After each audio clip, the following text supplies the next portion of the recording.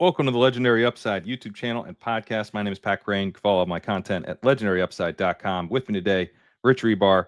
We're talking through the Week 8 slate of games. Reeves, how's it going? It's going good, man. I just wanted to inform you, since you moved away from the East Coast, like this is the first week, like it's cold in the mornings. I'm fighting my 9-year-old because he still wants to wear shorts to school. Like he hates pants, but like it's like 40 degrees in the morning. I'm like, dude, we gotta wear Oh, pants. God. So yesterday I put him in pants and he comes home from school off the bus and he's walking in shorts. I'm like, what the hell, man? This dude packed shorts in his book bag and put them What? on when he got to school. Like, what are we doing, man? But this is I was it's cold season, man. my parents are visiting right now, and we were walking. We took my daughter to her little preschool daycare, and we're walking back, and it was just like stunningly beautiful here. And I was gonna comment like, oh, isn't it nice that it's? But I was like, you know what? It's still probably pretty nice back east. It's it's only October, but yeah, you're right. The weather turns when it turns, it turns. But it's 70 and sunny here, so Yeah, I'm jealous. Yeah. yeah. That is one of the perks. The so we're gonna be talking through the 10 game slate. I feel like last week we went through and we were like, I kind of like this game environment. I kind of like this game environment. I'm curious, just kind of before we dig into game by game, your thoughts on the game environments this week. You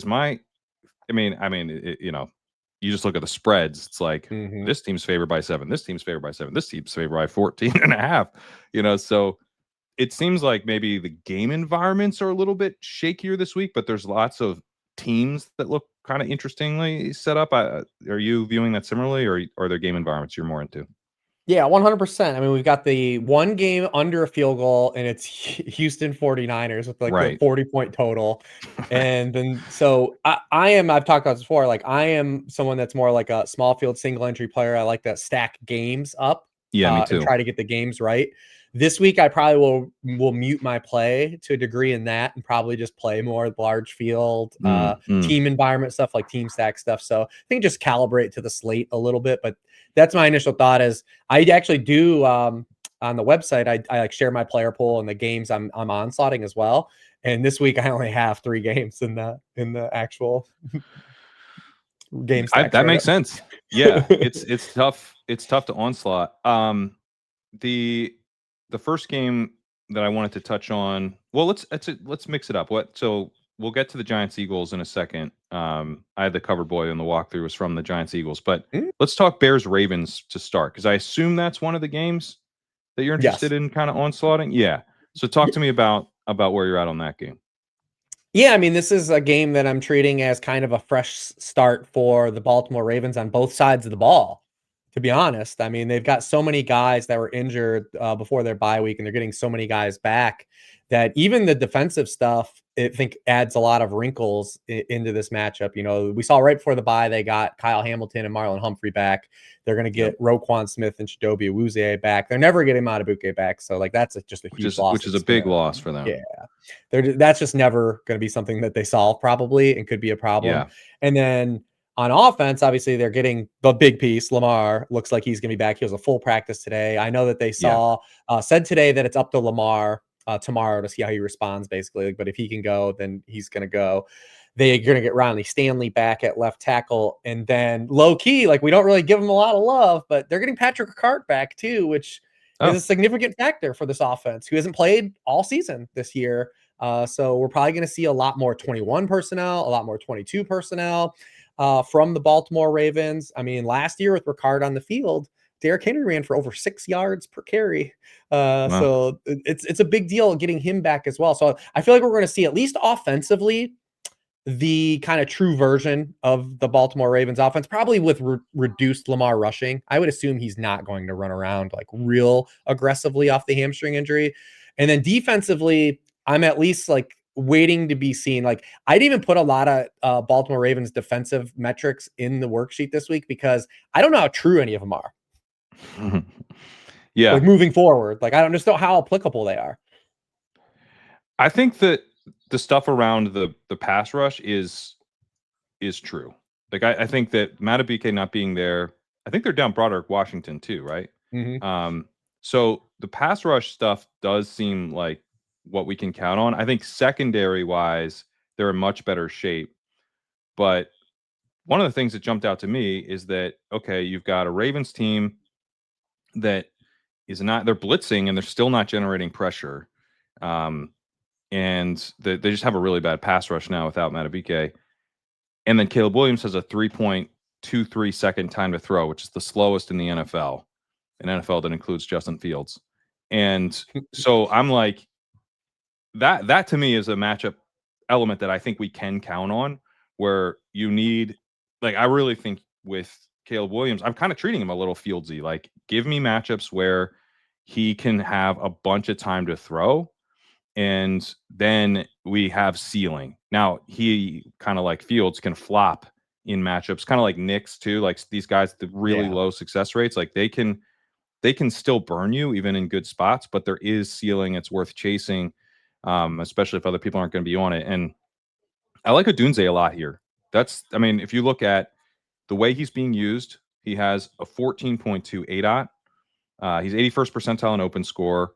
He's got a 25% target share, 22% targets per out run. So he's this clear downfield threat, but also the clear number one wide receiver. He's been really good against man. The Ravens are playing man 36% of the time, which is fourth highest in the NFL. And he's been the go-to guy when they've had time to throw. This is like very small sample, but I enjoyed it. 22 routes with where Caleb Williams has had over 2.5 seconds to throw against man coverage. And in that sample, Odunze has a 46% targets per route run, a 17.3 ADOT, and 5.14 yards per route run. Only, but it's like one of those things where it's like you're talking like a matchup that could help dial up like one or two extra deep shots. Great, like and then the overall stuff is like, this is a good game environment where both teams should be able to push each other. This is not a good defense. They will have, regardless of the coverage, there should be time to throw here. Regardless of the time to throw, Odunze is the clear number one. So I think Odunze's it doesn't look like he's going to be super popular, and a guy that I've been surprised hasn't been projected better, which I kind of understand because he's had two quiet games. But even in the last 2 weeks, 17% targets per hour against the Commanders, 22% against the Saints. He had a 21.4 ADOT against the Commanders, 14.3 against the Saints. So the same deep usage doesn't connect, turns in really weak yards per route run numbers, 1.07, 1.15. But he was crushing earlier in the season with a similar role. Like when he went off against the Lions, 18.3 ADOT, 3.12 yards per hour run. So it's going to be a little bit of a boom bust role. It's a boom bust quarterback.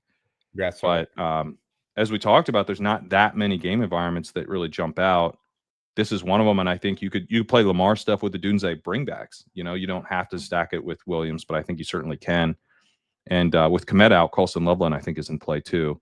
So there's potential doubles with the Williams side, and maybe you bring back a Flowers or a Henry. So this game, there's lots of ways to play it in DFS or draft games.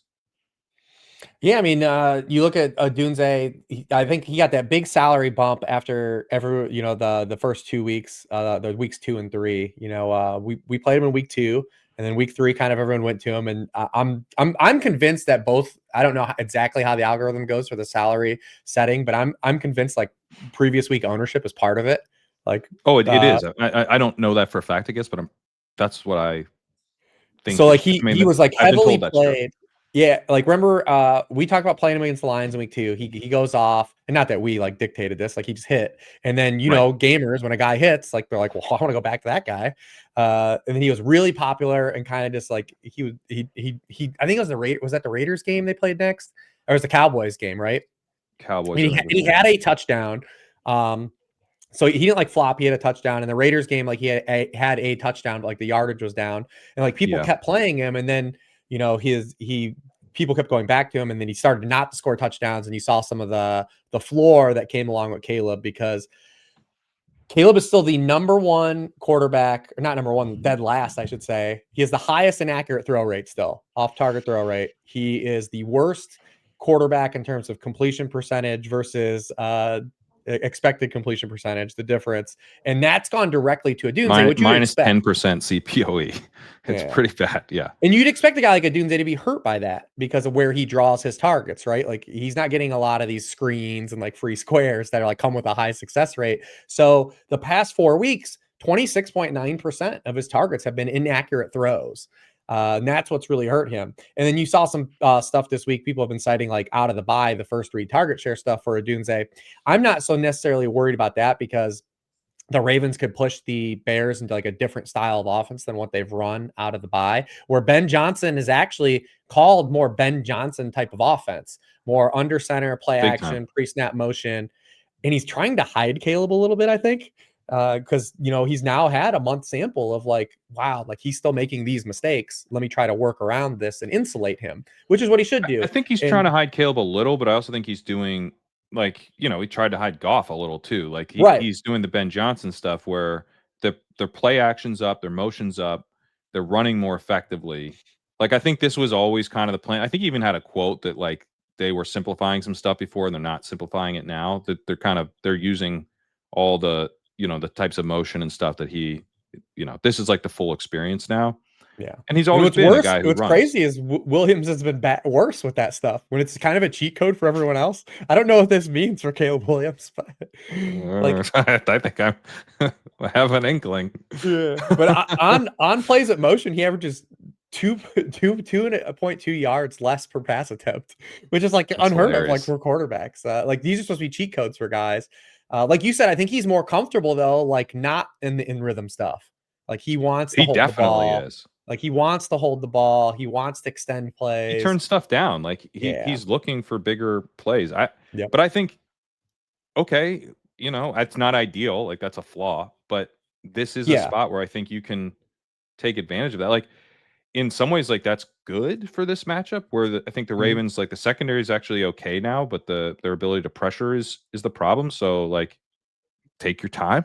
Like being Yeah. able to To me, it comes luxuriate down to back the there run might be defense, good. right?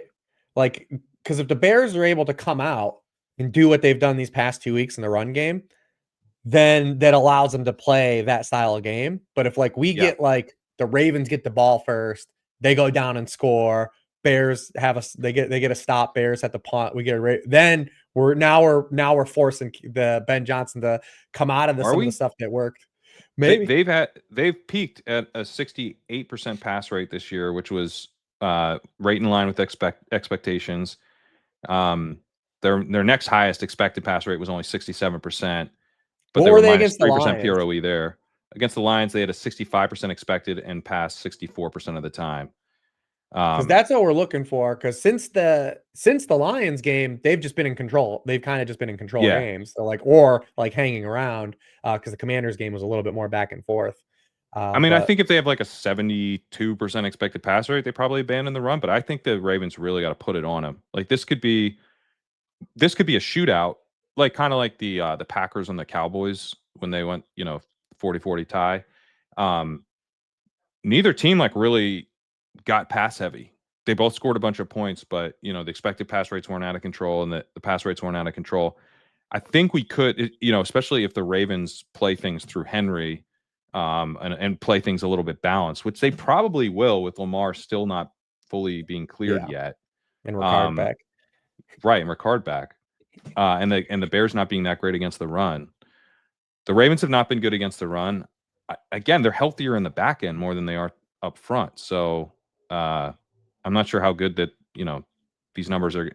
Maybe the numbers underrate them as a run defense, but I don't think by like a ton. So I'm kind of intrigued by the Bears. I'm just like weirdly into the Bears this week. Real honestly, like I doesn't feel great, but DeAndre Swift. If you told me that he was going to have 55% of the carries here for sure, I'd be into it. My concern is that Monungai had 33% of the carries last week. Swift was down to 48%, and He's so been a I'm little really nicked up. dependent. Yeah, and I need He, efficiency on Swift, so he's a little concerning to me for that reason. But I think the Bears will run the ball well here. yeah, he's been a little nicked up. Last week he had like a calf like through the week, and then this week he's had a groin and missed a little bit of time as well. Um, Bears are big outside zone run team. Ravens actually, as bad as they have been in bulk, like have played outside zone really well this year. Okay. They're eighth in yards per carry allowed to running backs on those. It might not matter. I mean, the Bears might have just found the secret sauce though, like through the bye and the adjustments. That's why I think this is fun. It's fun to see like kind of what's sticky for them, and if they get pushed into a game state, where they're chasing points, how do they calibrate? What's the adjustment? Because we really haven't seen it for a month from them since that One Lions thing game. I will say with the we haven't seen it yet, so we really don't know what they look like. And I am noticing that the Lions, when they get pushed into negative game script, are way more stubborn than they used to be, in terms of like still running the ball like Yeah. suboptimally. And I've always been impressed with the Lions not doing that. And so maybe that was a Ben Johnson thing. Maybe, the reason that they were willing to just chuck it when they fell behind. Like there was that one game where the Ravens just like put it on the Lions, like scored like 28 points in the first half or whatever. And the Lions are just like, all right, like we're about to lose. This is about to get embarrassing, but we're going to try to win this game. And so it's a good point that maybe we haven't seen. There's a version of the Bears we just haven't seen yet, where they just chuck it nonstop because they fall behind early, which would be kind of interesting. And I mean, I know that would maybe not be good for Caleb, but it would potentially be very good for Adunze and Loveland. DJ Moore, I have trouble getting excited about, but Yeah, yeah, it's hard. It's very hard. Yeah, Loveland being up this week. With if I didn't see it too officially, Cole Kmet was out, but it looked like he was trending towards it. yeah, Um, I'm assuming he's out. So I mean, you get him at just like a really cheap cost. This week in general, tight end is going to be probably the most wide open it's ever going to be. We Yep. talked about last week doing Trey McBride plus one of the punts, and that ended up winning the Millie. I played Oh a yeah, little bit of it too. I just had the wrong guy. I had some Gadsden too, but not her. I had no Herbert. And I that had a the Herbert Millie game had set. both. Everyone in the game Yeah. except Denver Broncos defense was from that game, but I didn't have Gadsden. Yeah. It's the Yeah, the proof. Millie winner had McBride and Gadsden. And Wow. this week though, it's kind of wide open. The two expensive guys, well, the expensive guys on the slate, and I think Goddard's going to get in the mix now, potentially with Yeah. AJ Brown being out. Ferguson's price has gone way up, and he still kind of has this usage that feels like it's fragile, like to pay top dollar for. But we'll get to that game, and then you have Kittle in like a matchup that's not good, but like probably has some flop lag of like Kyle Shanahan didn't get him a catch last week for the first time, Yeah. so probably has something dialed up for him this week. But then it's like wide open. Like we're gonna see a lot of Dalton Schultz. We're probably gonna see Loveland. There are a lot of cheap dudes. It's a big pay down tight end week because gamers want to jam in the two hammers at running Yep. back and Jamar Chase now. So it's probably gonna be a cheap tight end stuff. Well, Isaiah Likely's 2,600 and it's coming off 85% route participation. Now, to your point on Ricard, maybe that because Andrews was at 73%, so they were in 12 a ton. Mhm. And this was before the bye. But, you know, that's a lot of routes, man. And I know he hasn't been targeted like at all. He's peaked at a 9% targets per out run Yeah, this year. Cooper Rush. Yeah, right. So I don't know. I mean, we saw Likely that they were excited about him. They almost signed him, and then he got hurt like right as he was about to sign his contract. So 2,600 for a tight end in a game environment that we really like. I think with Lamar, or maybe as a bring back on Caleb stuff, I think he's kind of in play. Yeah, he's got some touchdown equity. We've seen it before. Usage in the red zone. Both guys, honestly. You just get a guess who's going to score touchdowns. But I don't have a problem with anyone punting with either of those guys. Not that Andrews is a punt, but plugging one of those guys in. I think this slate's wide open though for tight end. So like if you want to Yeah, punt with Likely, and even if he doesn't hit, I don't know if it kills you. I'm not sure it does. I mean, the chalk is going to be Dalton Schultz. So, Yes. you could maybe survive. You get 5 points out of Likely. It might be fine. Right. Right. So on the Ravens side, you have Lamar was absolutely cooking through the first three games, falls apart against the Chiefs. Right, he was 26th percentile in EPA per play in that game. Doesn't play. We think maybe it's just like, oh, they're pulling him, it's over, but he's actually hurt, misses a bunch of time, comes back. I saw, the report, he got in a full practice, but then they also said if he can't go, Snoop Huntley will start. So like, Mhm. I'm like, oh, there's still some risk he's not playing. So I guess he's clearly not like fully 100%, but obviously the season's on the line. They need him. He's going to play. That doesn't give you a ton of confidence though in like going to Lamar for DFS if he's not fully right. But obviously the ceiling is always really high with Lamar. They get a Bears team that hasn't had a good pass rush. He can still get there There's as a passer. That's why, like, if this was yeah, Lamar like 4 years ago, I think I'd be a lot more scared if like we just had to have a drop back Lamar game. But Lamar with Monken against this defense, I think can still right. get there as a passer. And they play a ton of man, and Flowers is cooked against man. So the stack, I mean, is so easy. Obviously you got to throw in Likely for the double, but Flowers Lamar is pretty strong single stack. But then the other way to play it is to play Henry, which I think Mhm. this is a week where Henry's not going to be very popular. Always has a high ceiling, and people are paying up like a lot for for Jonathan Taylor's 9,500, and is a great play. Like I'm not saying he's not, but And he's going to Bijan, be yeah. chalk at 9,500. So They're both 10K on FanDuel over wow, the yeah.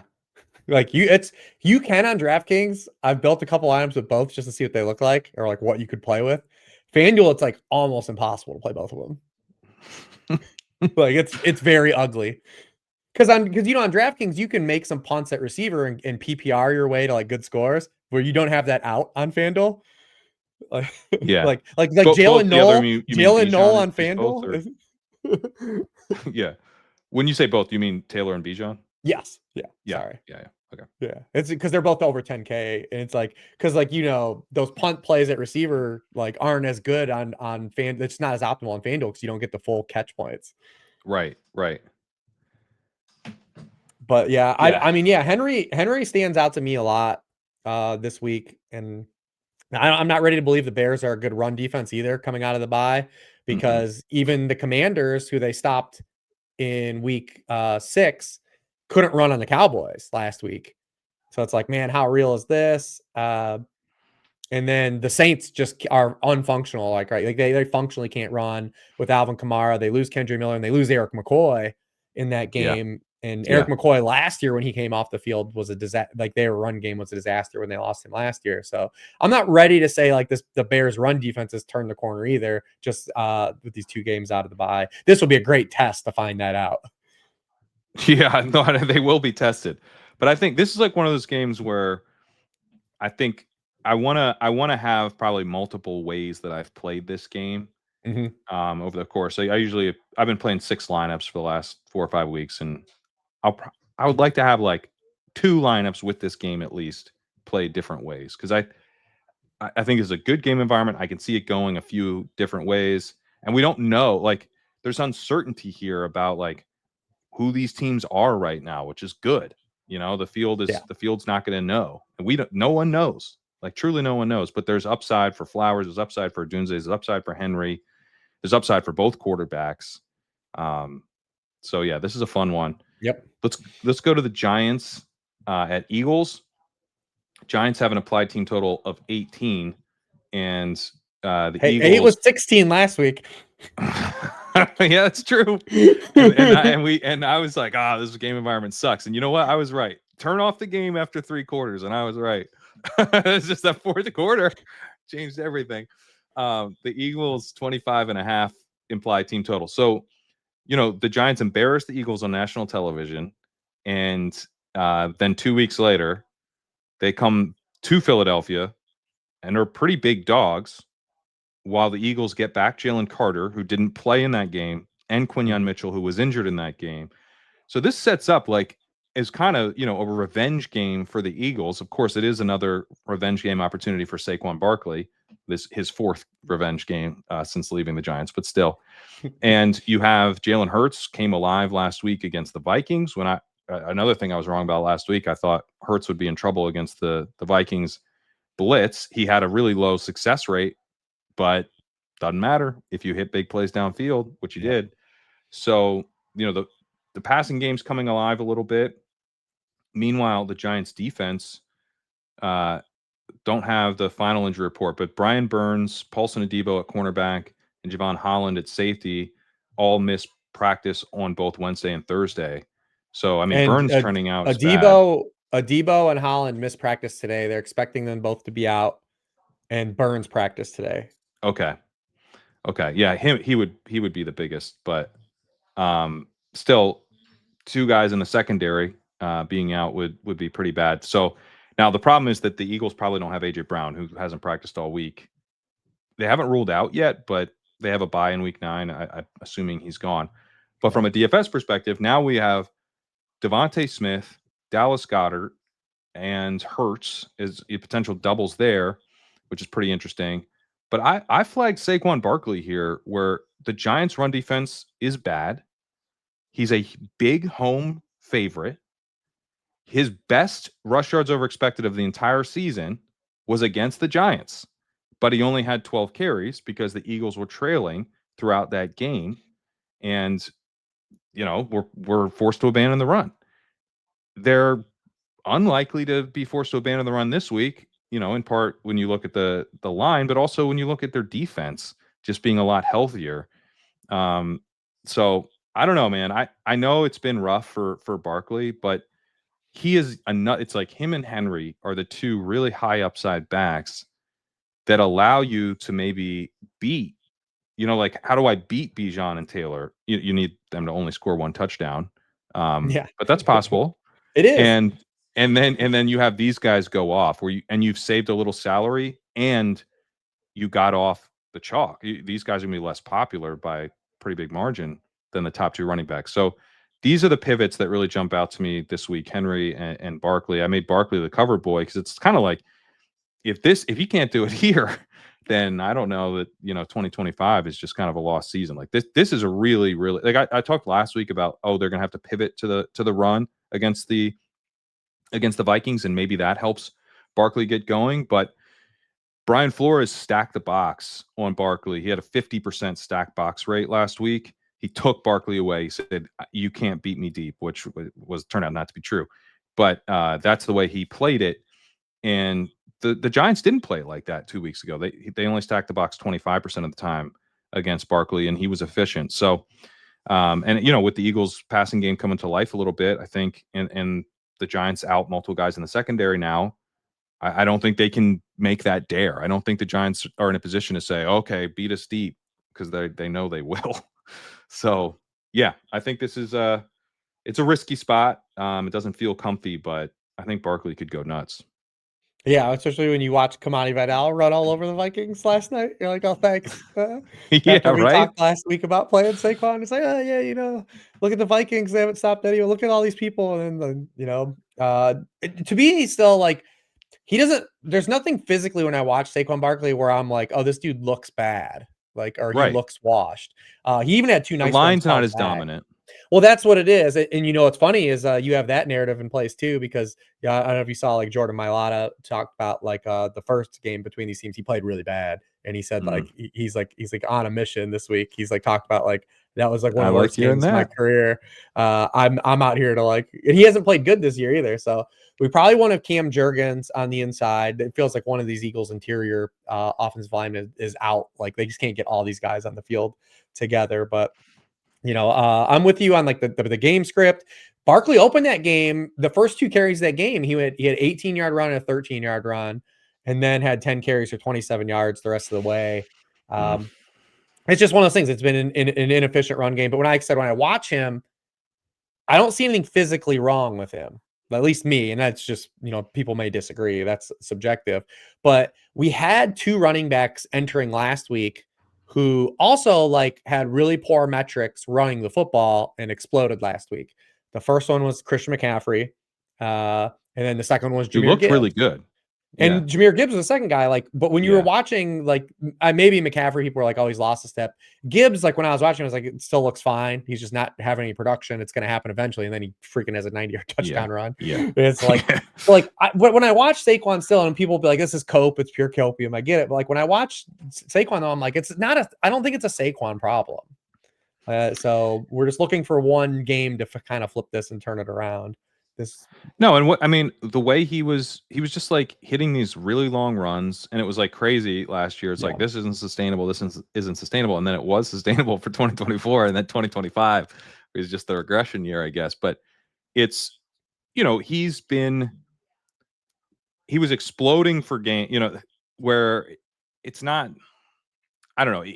He was so consistently doing it last year that it felt like he was inevitable.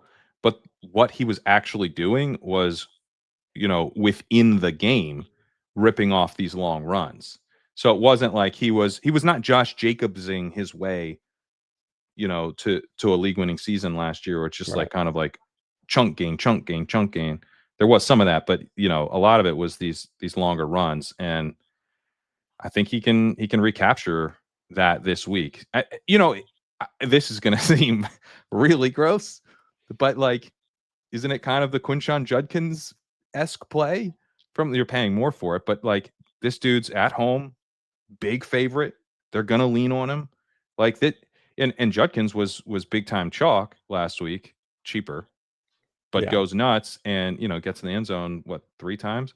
So I Yeah, I think mean, you just need the touchdowns, basically. You don't even need yeah, Saquon to go crazy. Like, he doesn't need to have the 60-yard touchdowns. All you care about is the touches and the touchdowns, right, really. right. Like, So yeah, I because mean, I Judkins was terrible last week. well at the goal line he was pretty sweet. Yeah. Oh, no, yeah. I mean, listen, yeah, the 46-yarder was hot too. But, Yeah, like, yeah. objectively, if you just looked at his metrics still from last week, you'd be like, "Oh my god, this guy was awful." Yeah, I mean, look. So it's this, like, I guess what I'm saying is, if you zoom out and you just think like things we know create running back spike weeks, Yes. big favorite at home would be one of the good offensive line, bad run defense. So I just, let's kind of remove the expectations from our mind a little bit heading into the season. Maybe last year's too much to hope for, but this is just like kind of a classic good spot for a running back. And addition to the rushing matchup stuff, I think the Eagles will move the ball just fine through the air here.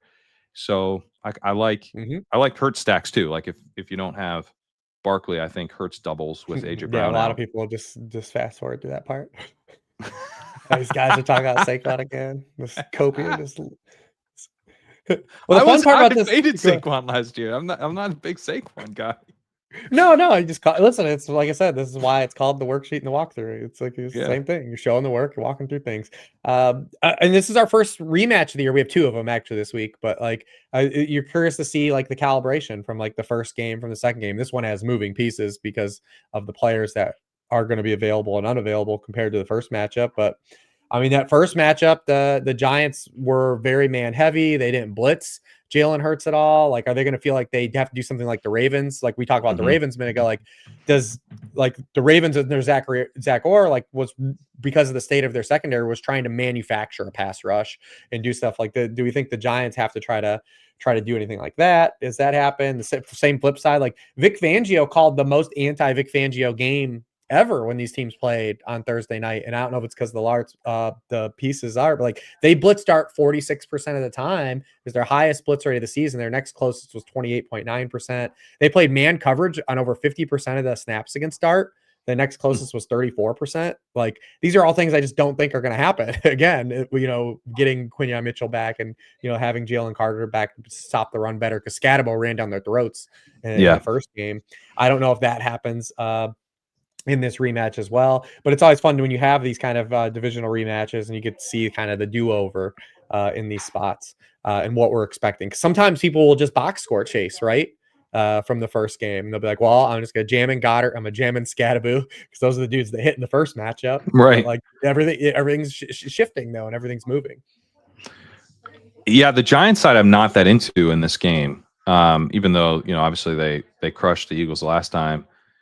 But Scattaboo was down to 50% carry share last week, which is kind of around where he's been the last 3 weeks. But um, Tracy's carries ticked up to 28%. How many yards would you have gotten on the Tracy touchdown? Like, do you think you could have gotten? I'm not picturing it. It's just a huge hole. Dojo, yeah, he even when he got to the second level, like did this, like he looked around, like he's like, there's like no one near him. I would have got. I think we're realistically on that run, I would have gotten like 13 yards. And I got like I gotta 13 pull this yards on up. that one. like, 13 like, yards. So, yeah, like Rich, I you're got you throwing like footballs last week. You're gonna be doing run. You're gonna run on it the was funny though, translation. because like he got past the line of scrimmage and like you never see like he like looked around and like, oh nobody, there's nobody by me. Like, oh like nobody's here. Oh man, 13 yards. You're just gonna get tackled down from behind. Yeah, I don't have that You're kind of gonna burst you'd on be me. looking Yeah. around and someone would be there. Yeah. I'd have to just go down and pop the wheel. You just slide. I went Oh back man, and played USFTL 2 years ago. We played 35 and older. We actually won nationals in Florida, but I had lost weight and stuff. And my buddy's like, "You want to come back?" And like, we'll go to nationals. And dude, you just don't get faster when you get older. You just no, don't. you Like don't. speed never comes back. It's a good lesson. Yeah, I told my son that was it for me, man. It was like Bill Murray in Space Jam at the end. I was like, we're out of here. Like that was it. Like no need to do this again.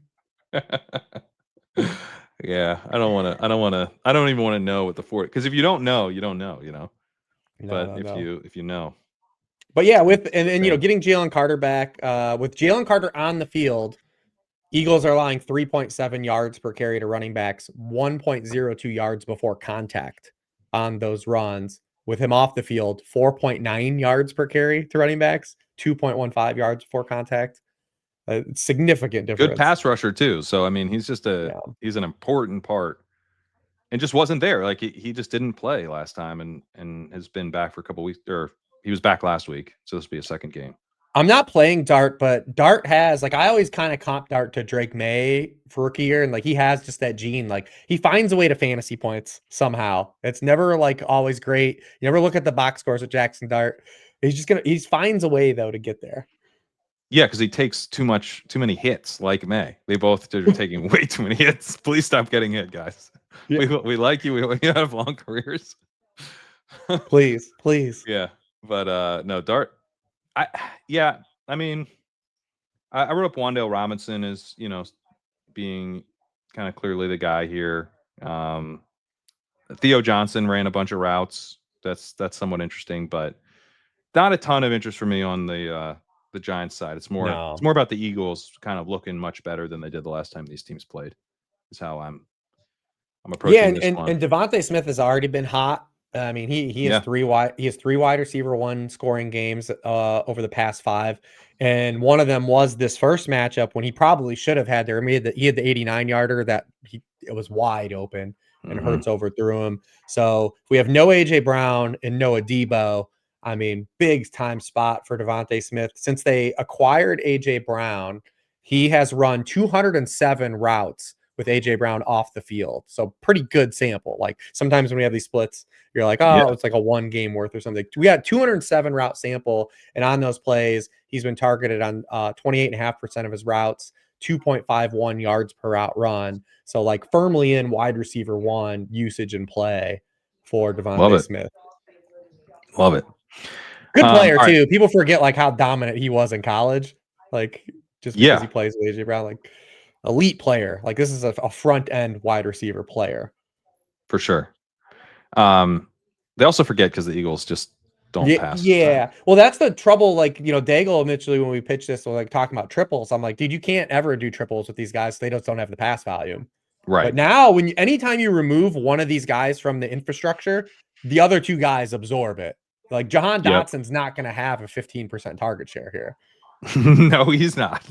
No, he's not. Johnny Wilson's still on the team. Maybe he's I think he's out for the year, right? I can't yeah, I remember. I don't think he know. is. I Yeah. just he's like literally Yeah, the yeah. next. I But mean, it like gets both in so quick. but we always love when they're missing a piece because it's so For sure. Yeah, concentrated. because it just condenses. It doesn't. Yes. Yeah, there's no one else. All right, Yeah, the Bills at Casey Panthers. Washington isn't getting these targets like when like Mooney's missing. It's like I gotta do anything here. So. They just re-signed Travis Fulgham to the active Yeah, 53. No, yeah, remember him? Yeah, Bills implied team total here. They got 27.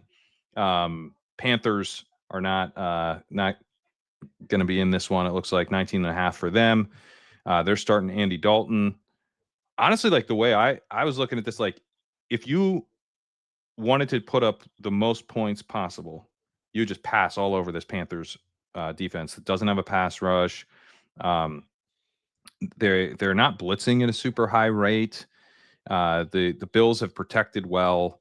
The Panthers are defending the run well now, but they're still, they still can't get to the passer. So like Josh Allen theoretically set up for a big time game here, but I think the Bills just do run the ball. And kind of they're not worried about the Panthers run defense, and James Cook gets fed, and it's a little bit more limited in passing volume than ideal for putting up 50, but their goal isn't to put up 50, it's to just win. And so they're going to be out in front, and I think Dalton's going to have a hard time keeping up with Josh Allen. Real bold take there, but I think that this will be a more balanced Bills team than we would prefer from a fantasy point of view, but that they ultimately will be effective. Like I think James Cook, I would put on the list of like running backs that give you ceiling that are pivots off of the obvious ceiling plays in Robinson and Taylor. I think he's in that mix. Davis said his rushing line is going to be 97 yards and 2 touchdowns, which felt pretty accurate.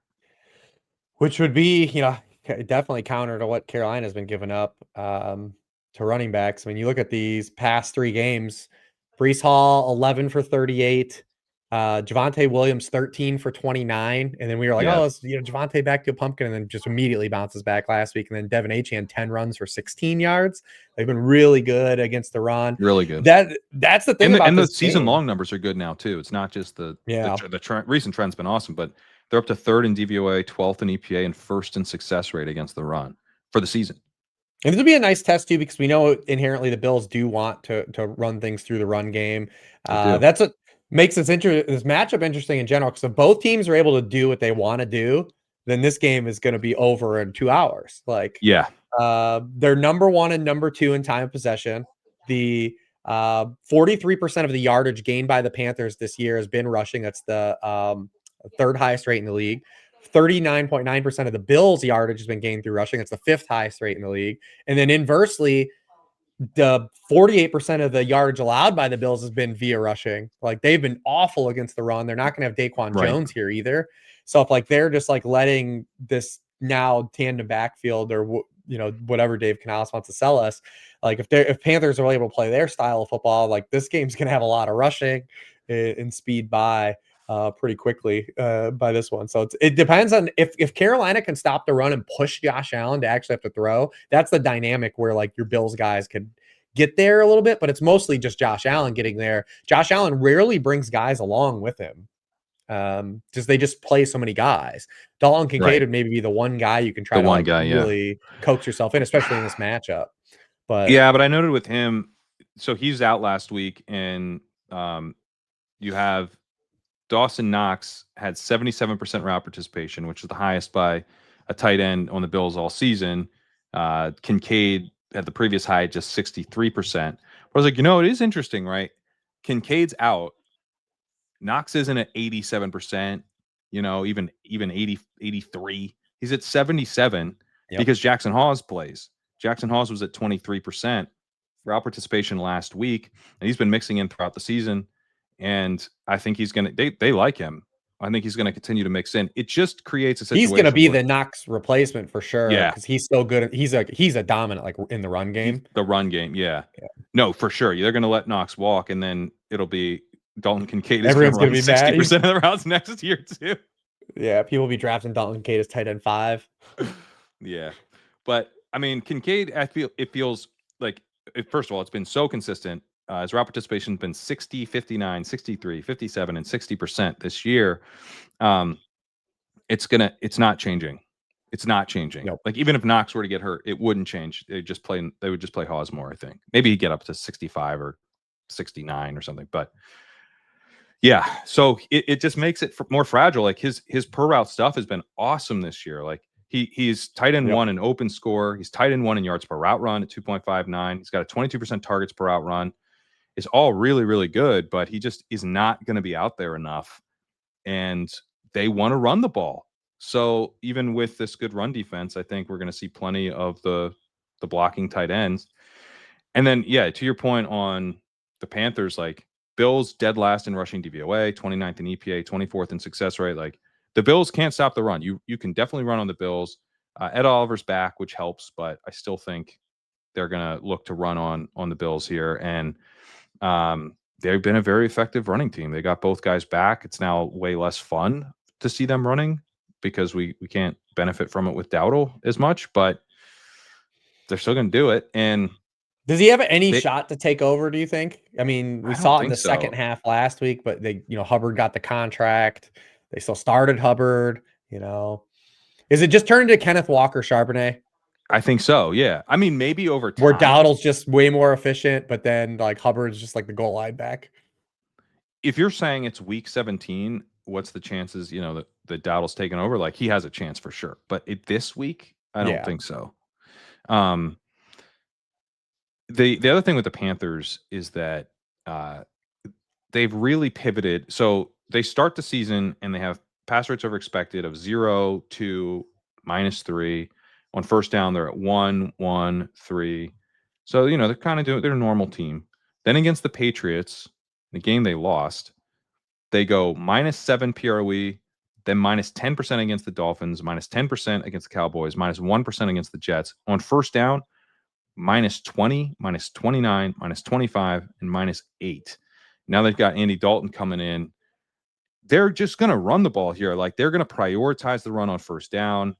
And I think you're really, really going to have to push the Panthers to get them to abandon the run, like really push them. And the Bills are capable of doing that. Like they're incredibly capable of it. But I don't know that they're going to like play that style. Like, are they going to win this game by 24 points? Or are they going to win it comfortably by 10 and never and control the game the whole time? But it's they're not pouring it on. I kind of think it's probably the latter. It could be the former, but I don't know. I just don't see the Panthers abandoning the run unless they're really, really pushed here, which is always a little thin. Yeah, it's probably like the Saints game, right? Like that the Bills had. So like Yeah. Allen can get there. It depends what Cook's doing in the touchdowns, but the Saints kind of just hung around and were able to kind of run on them. The Yep. Saints, that was like the best running Saints game of the season. They really haven't run on anyone else. So they're facing a better run team. Carolina's probably going to do that, which is a bummer because I do want to see Andy Dalton with Tet. Like what changes there are. Like, because I've talked about Tet's like usage like all year that just like I don't think he's a marriage with where Bryce Young's comfortable like throwing the football inherently, like how he's getting utilized. Because he's like a big disconnect on like man coverage stuff versus zone coverage stuff, which I don't think is indicative really of the player he is. I think he is better on like You'd in-breaking almost think stuff. he'd be better against zone. Like he's kind of this big Yeah. possession receiver guy. And he can win in contested catches, so I get like that part of it. But Right. like, Bryce Young just doesn't throw outside the numbers, man. And it's like I'm curious if just Dalton adds something better for Tet. I just want to see it. So I'm actually intrigued by it, but I just don't know if we get the volume to chase it from a DFS perspective. Like you're still starting Tet in your season long stuff because sure. again, a bunch of teams are on bye and like you're not like, and the Bills have been vulnerable to guys. There's been some big numbers put up on them. Diggs, Flowers had like huge. Oh, and London all had monster games against them, and they've given up touchdowns to guys like Tyreek and Olave. So, but I just don't know if we get the pass volume because of the state of the Buffalo run defense. I agree, but I like the call. I like. I'm just curious because we don't know. I'm very curious to see if Tet has like. You're like, oh, he's getting some different types of targets, huh? Who'd have thought? Like, who'd have thought? Maybe it wasn't a. Yeah. Because we've seen this with Kyler, right? Like the change from Kyler to Jacoby Brissett. I just am curious to see what Dalton brings to the table versus Bryce Young in terms of what they're running in terms of passing schemes.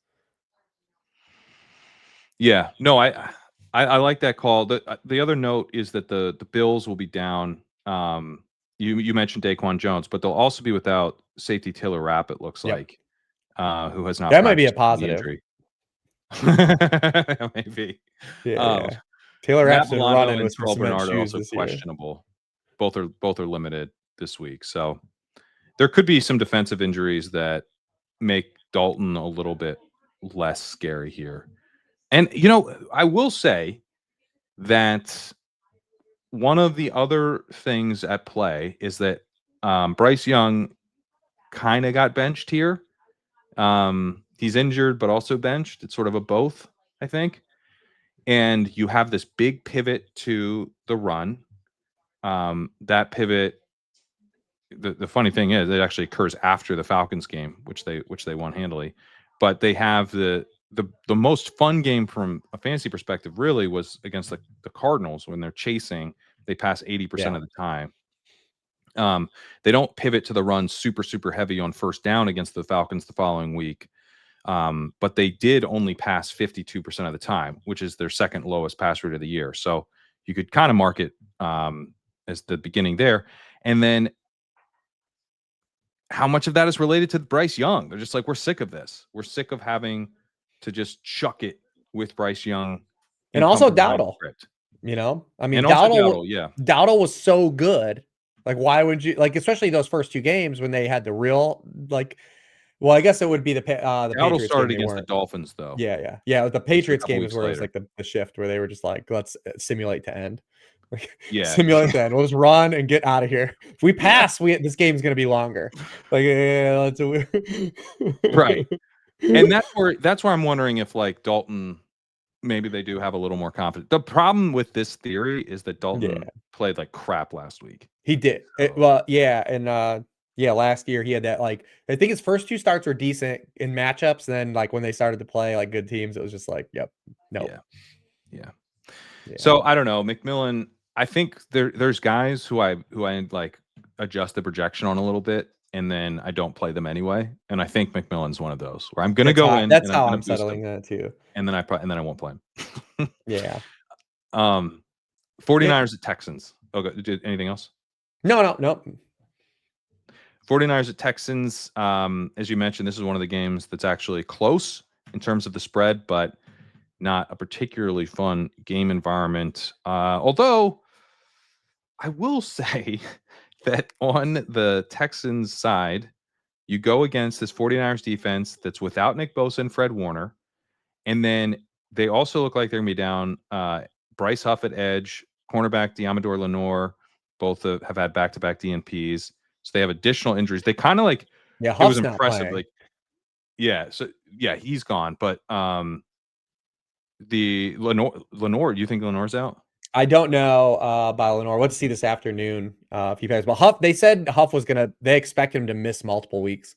Okay. Yeah, he's doubtful. And Lenore's still questionable, but hasn't practiced. But yeah, I mean, they held up well last week, the 49ers defense, way better than I would have thought. But it's kind of, it's like sort of the duct tape, Oh yeah, dude, they're just throwing young dudes out there. Yeah, so it could crumble, and they suffered additional injuries last week. So the Texans, Stroud has been basically awful, or he's played the Titans and a completely banged up Ravens defense. It's one of the unless he gets the softest of soft matchups this season, it's really bad because their offensive line sucks. And don't forget that Titans game. The Titans game was 6-0 going into the fourth quarter. I did forget that. That's so bad. Yeah. So anyway, I guess this is all leading to Dalton Schultz is going to be chalk this week, and I think it's fine. It's fine. It's fine. He's 3,300. This is a really, really banged up 49ers defense, and targets have to go somewhere. Jaden Higgins not earning targets. Xavier Hutchinson comically not earning targets. Jalen Noel probably starting in the slot with Christian Kirk out again. Mm-hmm. He kind of is earning targets. I think maybe, okay. But I don't know that I want to play him in DFS. Is there enough ceiling? It's really coming down to Dalton Schultz, who's had targets per out runs over the last 3 games of 23, 25, 26%. And he's produced on 2 of those games, 2.50 yards per route run against the Ravens, 2.51 against the Seahawks. His profile for the season looks like pretty strong. 22% targets per route run this year, 19% target share. It's 88th percentile at the position. 1.7 yards per route run is 86th percentile. He's 89th percentile in open score. I don't want to. I'm going to stop talking because I'm sick of touting Dalton Schultz, but I think he's fine. He is. I mean, it's he's the And we've seen it for 2 years because the Texans wide receiver room's been banged up.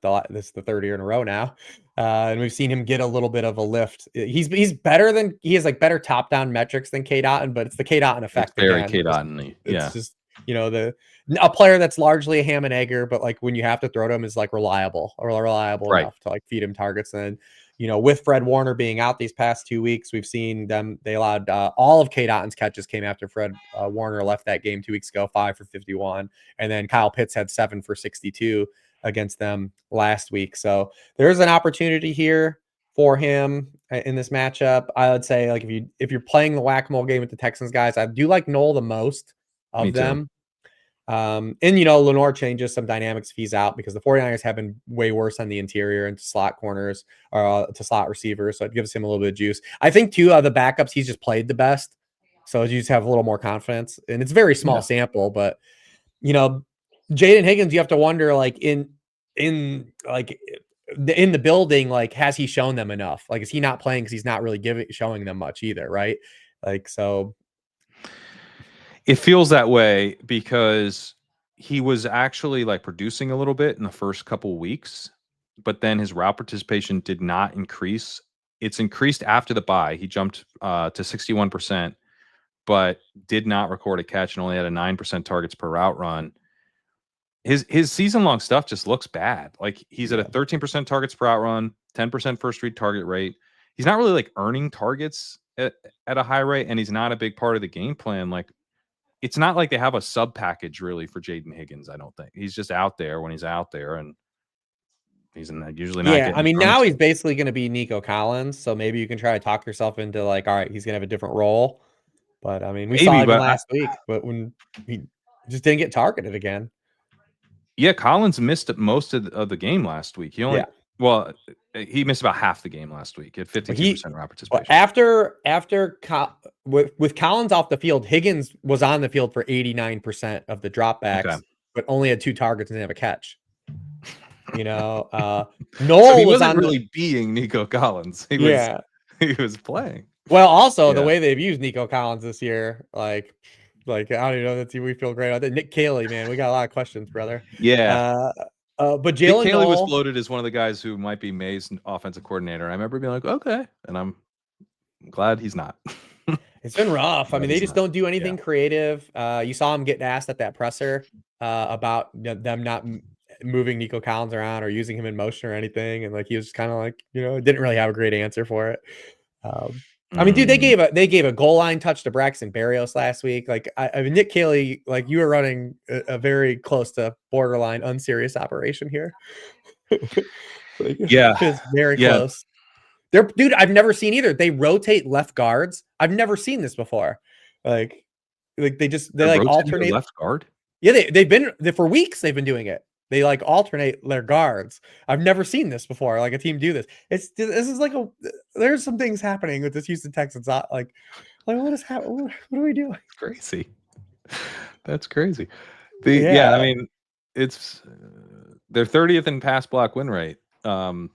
You think that's because they're rotating their left guard? Is that contributing? Well, I mean, hey, this 49ers team, even after losing Bosa, like this would be the spot, I feel like, if you're not pass blocking, because they were already, since losing Bosa, the 49ers are 27th in pressure rate, and Bryce Huff over that period led the team in sacks and pressures by like a wide margin. He was like the only guy like getting to. I know Eagles fans are going to be mad because if Bryce Huff doesn't play, because if he gets a certain number of sacks, like that pick changes for Oh them. man. So Yeah. like and I think he was like significantly tracking to get it. So like, because he has 5 sacks.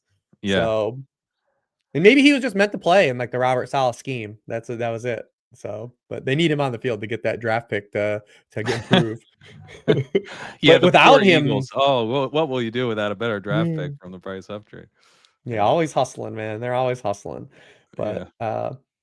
But yeah, I mean, but you've seen it even before facing Michael Penix, though, on Sunday night. The 49ers had allowed 11 yards for passing to Baker Mayfield with an empty wide receiver room. Because remember, Ibuka got Mhm. hurt that game. Mhm. And then, Matthew Stafford had the over 8 yards per pass attempt, too. I mean, granted, you have to take a leap of faith because Houston is literally down to Dalton Schultz and some guys but like, I thought Noel was a good prospect. Granted, I did we too. know they're going to run Xavier Hutchinson the most routes, though. Like we know this is happening. Like Yeah. so, It, you got it to take a leap of that- faith. I'm not playing Stroud, but I guess if you're in season long 2 QB with all this bye week hell, you at least can say like, hey, maybe this is it. There's a runway here where I can get 16 fantasy points. I'm definitely not playing Stroud, Yeah, as I covered, I think Schultz is totally fine, even as a chalk piece because he's cheap. And I think you could play Knoll. yeah. Um, He's that cheap. he's He's because remember they 3,500. played Monday night, so Yeah. they didn't get to change any of these guys' prices. And the slot stuff has been, if you look at Christian Kirk, like where his role has been, it's been pretty solid. And I think that probably informs something about the way the offense is designed. Like Christian Kirk is a Yes, 16% first read target rate. and the protection. Um, they don't have any protection, right? And so getting the ball out quickly to the slot guy makes a lot of sense. Noel's taking that over. He's not going to have like true full-time route participation. Even last week Now, he was only at 48%. Like if he was at 65% last week, I'd be pretty in. But I am worried that he's like at 50% route well, participation well, because he they run. was at 65% on the plays Nico Collins didn't play. Okay. Literally dead on 65.4. All right. That's encouraging. I mean, you need the We'll see. 49ers to win this game too if you play Null. Yeah. Well, what's your thoughts on the 49ers side here? I mean, alligator blood team, dude. Like this, you can't like they lose a starter every week. They do. They lost an offensive starter again. Jake Brendel's not going to play in this game. He hurt his hamstring. Matt Hennessy's going to Yep. play center. Um, Yep. and I had some really cool notes because it wasn't just as simple as Kittle coming back. Kyle Shanahan actually changed the entire run game up. Obviously, Kittle coming back is huge, inflection point. We talked about him coming back last week, but so through 6 weeks, 51% of Christian McCaffrey's runs were outside zone runs. Kyle Shanahan staple, the outside zone. Well, on Sunday, he has season low 29% outside zone run rate. They shifted, they ran a lot more downhill, a lot more power. 29.5% of his runs were power runs. He turned those into 58 yards. He ran for 7.1 yards per carry, guard to guard. Just again, none of this messing around trying to run outside. Like, let's play power football. Now, the problem with that is that came against the lighter Atlanta Falcons front. Was that something that they saw and they wanted to make a change, or it was something like fundamentally getting Kittle back they thought they could do? And are they going to be able to do that against this Houston defense, right? Like that's kind of the bugaboo because Houston 7th in yards per carry to running backs. They're 8th in yards allowed before contact. The running backs less than a yard. So like we're going to really put what we saw Sunday night to the test here in terms of the run game scheme change. Even if it was just like something that they want to run back and do again, we're going to get this significantly tested against this Houston defense. I've been kind of comparing him a little bit to Kamara, and not this year's version, but last year's version, where it's like he's washed as a runner, but he's still getting like so many carries. He's like supercharged washed Kamara, but maybe he's Kyron now. Is he Kyron as a runner with the power He run looked scheme? legitimately good Sunday night. He did look good. Kyron's not got any burst, but he can still do it. Yeah. You know. Yeah, you're not going to get the 30-yard McCaffrey runs, but he can get you like 12s if it's there. If it's there, we'll take 12s. 12s Yeah. are great with a 27% target share or whatever. 12-yard runs is awesome. The one thing, this is a tough spot for the 49ers. How With the pass aggressively are rush. you getting to him though? Like he's been such a Gibraltar this year, but like on this particular slate, like we've already talked about Henry and Barkley kind of being like those mid-rangey guys, and obviously we haven't even gotten to the two top guys. I don't think overlook's not the phrase I want to use, but like against the Houston Texans, like is this a spot where he actually isn't really played like as aggressively as we have been? And does it make I think, sense? Does it track to make sense? It kind of does, right? I think he will get squeezed. I think you're going to say you can go down to Bijan, which is pretty appealing, save 200. Or if you're going to pay up, Taylor, like with the 30-point implied team total against the Titans and the way he's looked, and the team's just rolling right now. I've heard I think half a dozen people refer to the Colts as a wagon this week. The Colts are a wagon. That's just it's like What does that I mean? don't What does wagon mean? I don't know. I just like I hadn't even really heard that, and I just like literally have heard like 6 different people like Colts are a wagon. And so and I don't know. Did a memo go around? But the Colts are a wagon, man. Yeah. They're a wagon. They're just gonna put up 30 points, and Taylor's gonna crush. And I think people are going to just want to be a part of that. And yeah, I do think that McCaffrey gets underplayed. I can't tell you I'm gonna play him though. Yeah, right. It's I mean, it's look, how scary much with this respect pass are you rush. yeah, how much respect are you putting on this defense? Because like the A lot. D'Amico Ryans is literally running back like the Robert Saleh playbook. Like, I can coach defense, and I keep putting my offense into terrible hands. They're gonna trade for Aaron Rodgers? I hope not. Me too. Yeah, blitz rate, blitz per dropback, 26th. Texans, so 26th highest, so they're not blitzing much. They have the 8th They don't highest need quick to. pressure rate Yeah. and the 6th highest pressure rate. Yeah, it's beautiful. It's old school, Yeah. getting there with the front four. This is how you beat Tom Brady. You get there with the front four. We're Yeah. back in the late That's what all these Fangio guys 2000s. want to do, man. This is why the NFL turned into what happened, though. Like, it's all these Fangio guys all turned it into this. Like, hey, we can Yeah. get pressure with 4 and play quarters and cover 6. Yep. Yep. Like, because people always credit to they think too high as cover 2. Nah, man, the NFL is playing all cover 4 like pattern match. Like, that's all Fangio shit. This is all Fangio's fault. Yeah. And if Well, you it's can get a pass rush without, and that's been tried and true in every iteration of NFL, is if you can get pressure without blitzing, you're gonna be good. You're gonna be all yeah. right. Yeah. And that, I mean, that's them. And the 49ers offensive line isn't like terrible, but they're without their starting center, as you mentioned. And so this could be rough, man. And I've been impressed with Mac Jones this year, but I have never wavered on, Purdy over Jones. And I No, think he's Jones been starting because again it's the off script stuff, isn't right? ideal. Like Purdy Yeah. has the off script game, whereas Mac is doing a lot of the things that we've seen Kyle Shanahan like coax out of pocket passers before. Right. And you've seen though Mac's under pressure stuff is terrible. Like, I mean, Purdy's he's been been great under pressure. and because Purdy has in his gene to create off script. That's the Right. like Purdy's the first quarterback Kyle Shanahan's ever had in his career. Because he had Griffin early in his career, but Griffin wasn't the passer. Like there was no Right. marriage. Like he was athletic, but his processing was never there. Where Purdy like can actually create some shit out of nothing. Like he has that. He has that in his repertoire. But like when Mac Jones has been pressured, he goes to 25th in yards per pass attempt. 8.3 yards per completion is 33rd, 22nd in touchdown rate, and he's also 19th in sack rate. Like he gets the shit beat out of him. Like he was like Carson Wentz last night. Like Mac Jones and remember that game against the Rams on Thursday night? Yeah, every hit Yep. you're like, this dude's out of the game. Like, oh my Yeah. god. We're Yeah, gonna I mean, see a lot of Mac Jones getting hit this game. he's tough. I'll give him. I mean, honestly, like I don't mean to criticize Mac Jones here. Like he's played really well. His They're backup quarterback grateful come that they in. signed him. Yeah, he's been great. I just think Purdy never gets enough respect. I think Purdy's really good, and Yeah, I it agree. just hurts not to have him in this game. And the Uh, 49ers completely kosher winning this game 17-13 if that's on the table. oh, they would love that. I'm worried about them. Like as we talk about this, like this, they've managed to keep the wheels on with.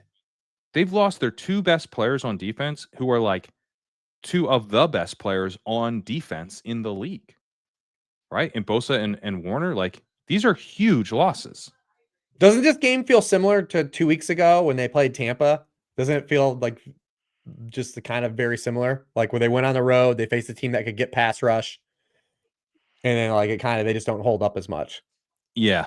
Yeah. Okay, so if we're talking about this script, then all of a sudden the Texans running backs maybe start to look interesting. And one of those running backs happens to be a rookie who's coming off a 63% snap share after the bye and 59% of the carries. Woody Marks, I believe, is 5,100.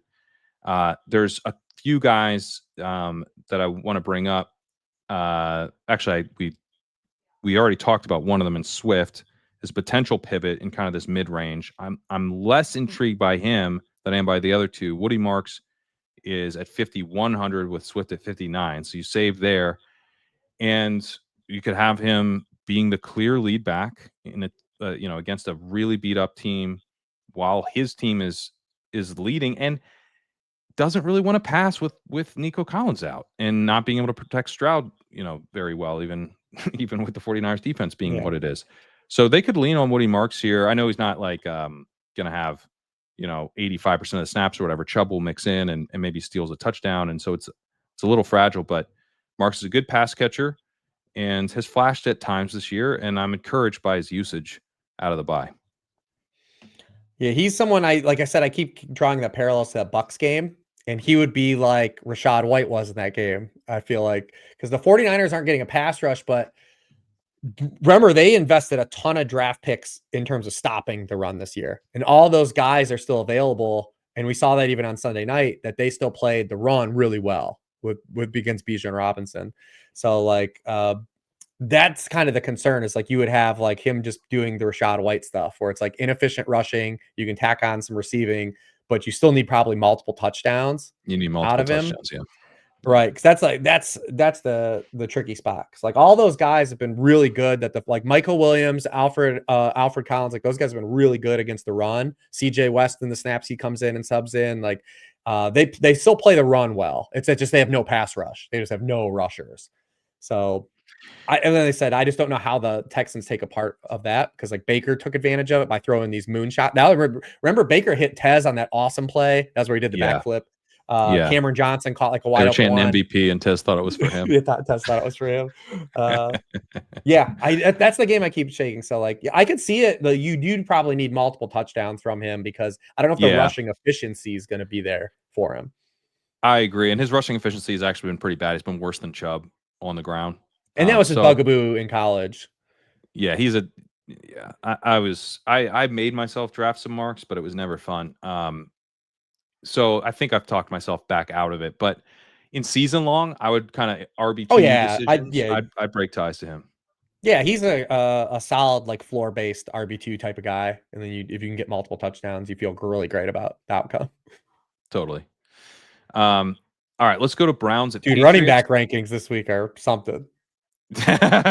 we talked about the tiers, and just because I have put this guy 17th does not mean that he's as good as the guy I usually put at 17.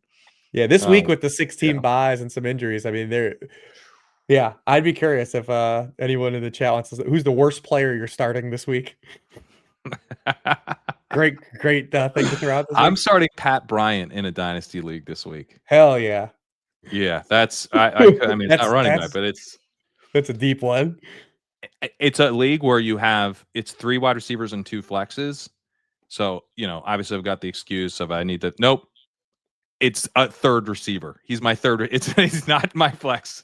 I ran out of receivers. I had Mike Evans. I've got a bunch of guys on bye. I ran out. Pat Bryant's going in. Good game environment though. Maybe it pays off. Oh yeah, we'll get there. Browns at Patriots. I'll kind of start with the Patriots here.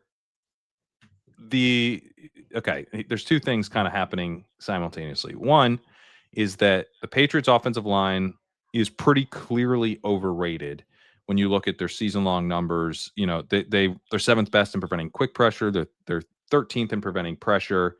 But you look at their pass block win rate, they're only 21st there. And they've really only faced the Steelers as far as like impressive pass rushes go. They held up pretty well in that game, but they've not been tested almost the entire season.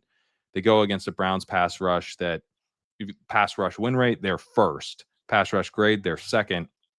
Now, teams are actually passing so quickly against the Browns, so they're not generating pressure at a super high rate, but this is a truly elite pass rush.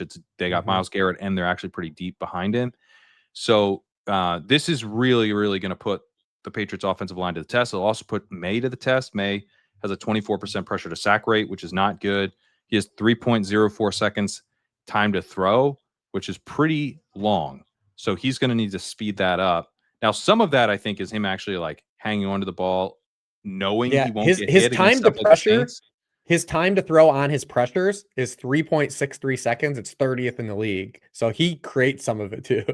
He creates on, but I think he takes it on. To me, that's a good sign for It quarterback. is. You're kind of It like, is. when you get pressured, what are you like buying with that pressure? And it better be downfield shots. Like if you're taking on pressure and your ADOT's like 6, like you suck. like go. Justin Fields. Why did you even bother getting pressured? Like, you know what I mean? Yeah. You took on that. Now if you're getting pressured in like 2 seconds, sure, but like if you're taking time and the pressure's coming and it's sort of part of it is that you're sort of allowing that to happen, you better be taking shots downfield, which May very much does. So And it's you been know, awesome, man. he's quarterback 1 in EPA per game. He's been crushing. Dude, he made So like 4 throws last week where I like, I watched the games with my oldest and I'm like tapping on somebody. You see that? Did you see that throw? I'm like, the did you see Hollins that throw? throw along the I'm like, sideline where did it you like see that throw? loops Like, I'm in, just like, oh my gosh. Cause we bring like yeah, like TVs all into the room so we could have all the games on. Like we're not oh, that's red zone nice. watchers. But we like to, cause I have always been like from, you probably did with blurbs from Roto World. Like I love the Yeah, flow of the game. I have to watch like the context, like the flow of the game. And I like have like trained myself to kind of like eyes dart around everywhere. And so like, you yeah, go like how many TVs do you have in there? Are you quad boxing some of these TVs, or what do yeah. you? So yeah, we do the 4, and then we have a giant one that like we put like either the game of the week on or one we want to like really follow. Yeah, Quad box, yeah, do like multiple quad boxes and then share nice, games. But nice. I've always just been that way. I never like I always and people that do this is not a shot at. If you watch Red Zone, by all means, like it's great. Like it's a reason like the it Red fits zone's with awesome. yeah. I like to go red zone one. I do have a quad box, and red zone's one of them, and then I'll do 3 games.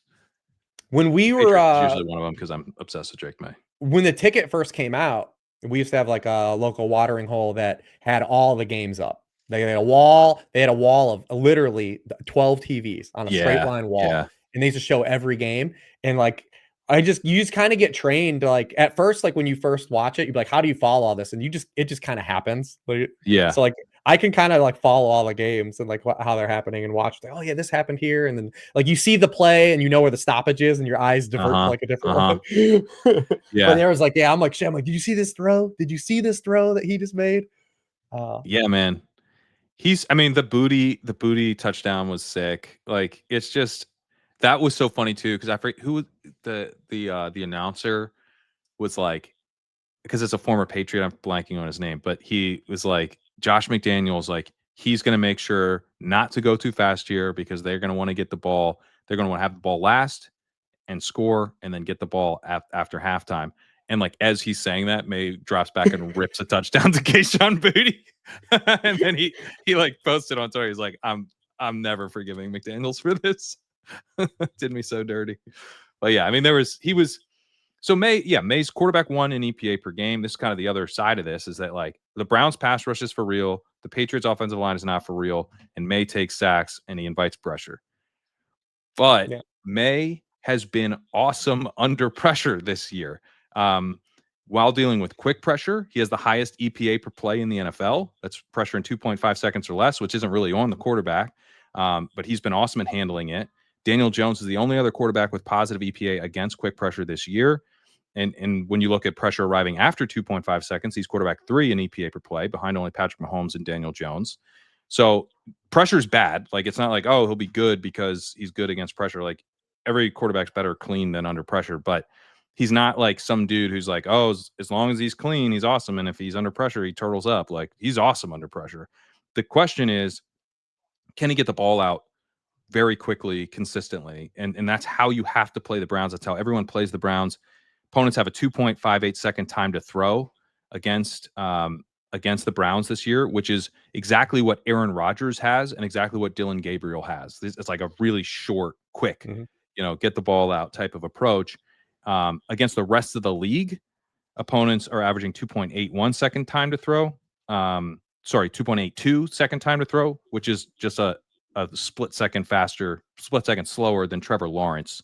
So the gap, the rest of the league, you play like Trevor Lawrence. Against the Browns, you play like Dylan Gabriel. You just get the ball out. Mhm. And that's going to be the big point of emphasis for the Patriots this week because the Browns have an elite run defense and the Patriots can't run the ball. So I think they're too sharp to just slam Ramondre Stevenson into an elite run defense. I do think they will understand what the pivot is here, which is quick passing.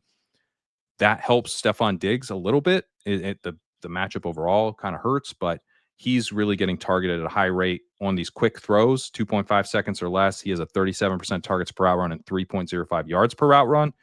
Hunter Henry second with a 20% targets per route run. So I think you could do a May double here with Diggs and Henry. I don't know if I end up doing it, but I think the Patriots, I think, will be fine here.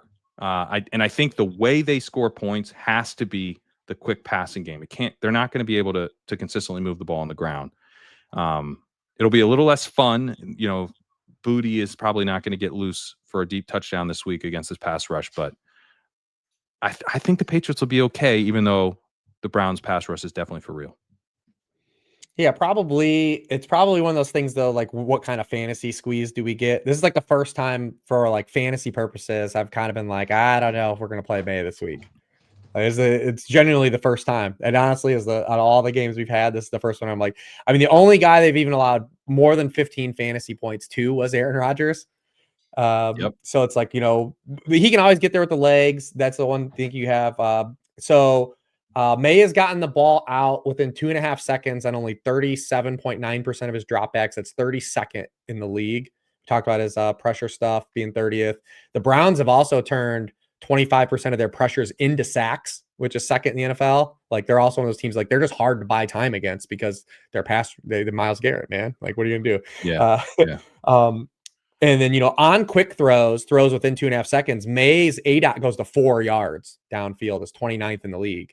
So I'm interested. This is a great. I think this is gonna be. I'm excited It's to a watch real May in this test. game. It's a real test for May. I want to see it. Yeah, I want because Yeah. you loved May, I love May. We weren't the only ones, but it's like he's been so good and he's exceeded expectations in terms of efficiency as a thrower. I want to see it now. Let's show it to us. Like show it to us here. The game environment's probably fine enough overall for them to still win the game. I still just want more than them winning the game. I want to see. I want Me to too, see but I him. mean they're at 23.75 implied team total, and I don't think they're gonna be able to run the ball. So I think he'll be okay. Like it's not a guarantee. Like this is a real Yeah. test, but I think he'll be able to move the ball. And part of it is that Diggs has come on recently and has been it really the first 3 weeks of the season, like Diggs is playing like half the routes. And It's the been Browns have given up some, like, to as good as their defense has been, we've seen good receiver games against them, like, for yeah. sure. I mean, Metcalf had 4 for 95 and a touchdown. Amon-Ra, 7 for 70 and 2. Jefferson went over 100 yards. Zay Flowers had 7 for 75. Well, they play a lot So of man, yep. and Diggs has been really good against man. Do you have any thoughts on that with the Browns and their kind of man coverage scheme? Yeah, I mean, he knows how to play wide receiver. Like that's the thing, right? Like he can get open. Yeah. He's still uncovering. He's good in all no matter where you go to or you subscribe to from like getting open. And he also passes the eye test when you see him. But he's been targeted on 30% of his routes against man coverage. Cleveland's highest in the league. They trust their defense. He's at 4.65 yards per out run against Highest in man the league. coverage. Like he gets Highest in the league. open. Yeah. They don't have like a huge sample of like facing it, but like Diggs has been like better than advertised this year, and we kind of knew this over the summer when they were like he's ahead of schedule and everything, and he's just Well, he been started really good. slow, so I think there's like this feeling of, oh, Diggs, terrible pick. I remember thinking like, oh man, what was I thinking with Diggs? Like But we knew there'd be ramp. coming off the ACL tear. Yeah, but it's like in week 2, like this whole season's played out. We know everything we're gonna know. It's like hard to remember how much chaos is left to come. But he's Yeah, been yeah, awesome over the last 4 weeks. yeah, and we'll see on Sunday night because Christian Watson's going to dress and he'll probably run 8 pass routes. Christian Watson coming back before Brandon Ayuk is pretty wild. Yeah, well, it's par for the course of this Ayuk in this organization. Yeah, that's true. All right, let's talk Browns. I will. So Yeah, I there's was not gonna too much say talk. Oh, good. Yeah, I was gonna say the Browns. Just there's a little bit, very little. But Do you go have for it. any hope for like Stevens? I mean, Stevenson is more season long. Not really, man. Because like you Yeah, me said, neither. I mean, even last week against, so he has 2 games where he's been useful for fantasy, and they were against the Dolphins and the Titans. Like Yep. pretty clear, obvious. Like Helen Keller knows to play guys. She can see playing Yeah, dudes against these games. But for sure. against everyone else, he's rushed for 38 yards or less. Browns are literally allowing 0.43 yards before contact on backfield runs. Number 1 in the NFL, third in success rate. They are fourth in allowing first down touchdown rate. I am like you, like this what makes this from a real football perspective. I don't know if there's gonna be a lot of fantasy points in this game, but from a real football perspective, I'm curious to see how the Patriots get there. Like Yeah. I'm Yeah. genuinely curious. I am genuinely curious. So I'm out on Ramondre though. I don't see the ceiling. This is how confident, when May going on this type of run where he's literally quarterback 1 in EPA per game, I'm like, yeah, okay, bring on the Browns. Bring on the Browns. I'm glad. Listen, I'm really glad that they have the easiest remaining schedule left after the easiest schedule to this point. That's great. I couldn't be happier about that. I do like that we get this one test, and then if it doesn't go well, he gets a bunch of easy games again, and we can go recoup. You know, this is almost like bye weeks, and then we'll come back and you'll get the Bucks later on, and maybe you'll do better in that game. So I like this. This is just a kind of an ideal situation as a May backer where you get the test, and even if he fails the test, it'll be okay because they get soft matchups again. Yeah, I don't think I would stream for him in managed leagues. I would still. I No, mean, I would play him. we just don't have the options either. Like, what are Yeah, you gonna do? you're not playing any Dalton over Drake May. I won't allow it. Like maybe if Um, you have a team that had maybe you took May and Bo Nix together, and maybe you would Bo Nix, but that'd probably be the yeah, line for me. yeah. So in the rankings, let me see where I think I am going to end up having Knicks higher. I'm curious to see if I made myself do it already. Yes, I already have Knicks ahead. Yeah, that'd be it though. But I mean, how Which many I teams didn't have want, but those 2 guys? Some might, but because their yeah, ADP was kind of and it's not similar. fun. I don't want to play Knicks over May, but I think you should. Yeah, yeah.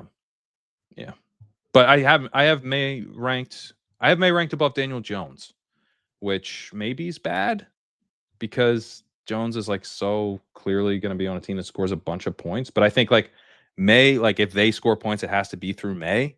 Where if Jones scores points, it does not have to be through Jones. Yeah. So I think that's close to me. Who would you play between those 2 guys? I would probably play Jones just for the floor. Like I For would the say his floor? floor. Do you know what I mean? I would say that, Yeah. but it would depend. Like it would depend on kind of maybe my matchup. Maybe I felt like I needed to chase like an optimal outcome.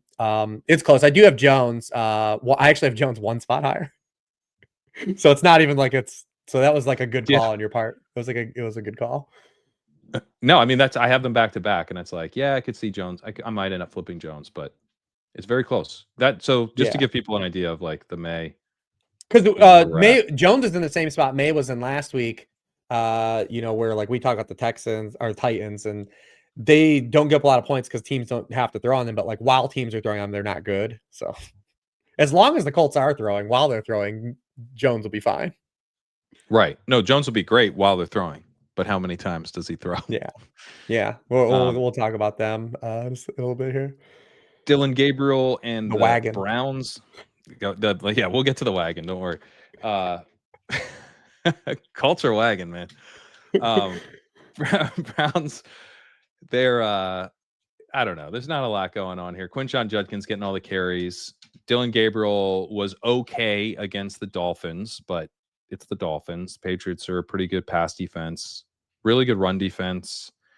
If Njoku's out, Fannin is definitely playable, but Would have been great to play this is a Fannin tough on a tough flop spot. lag spot, man. It would have been so good. Yeah, But no, actually saw a video of Njoku at practice, and he was like literally jumping around. Like I was like, this dude's playing.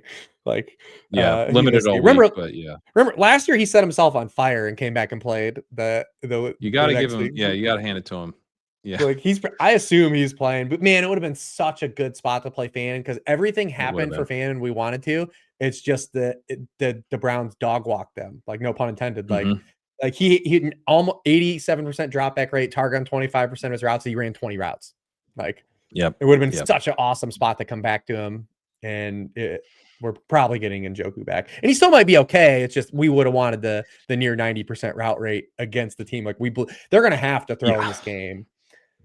We saw He it is 2 weeks okay, like, from ago. season long, like, I still think he's very playable. It's just that Oh now yeah, with the salary, I don't think like, I saw him as a tight end 1, but I think with the salary in DFS, it's just a lot less appealing.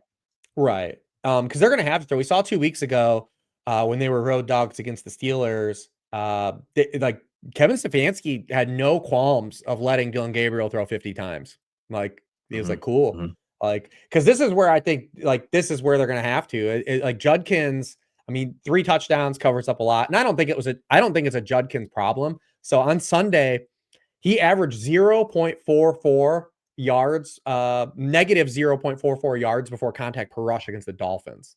He had a 28% Yikes. success rate. He failed to gain yardage on 32% of his runs. Like this line, you've been talking about this too. This line is just beat the hell. They're down a bunch They of get Conklin dudes. back, though. Yeah.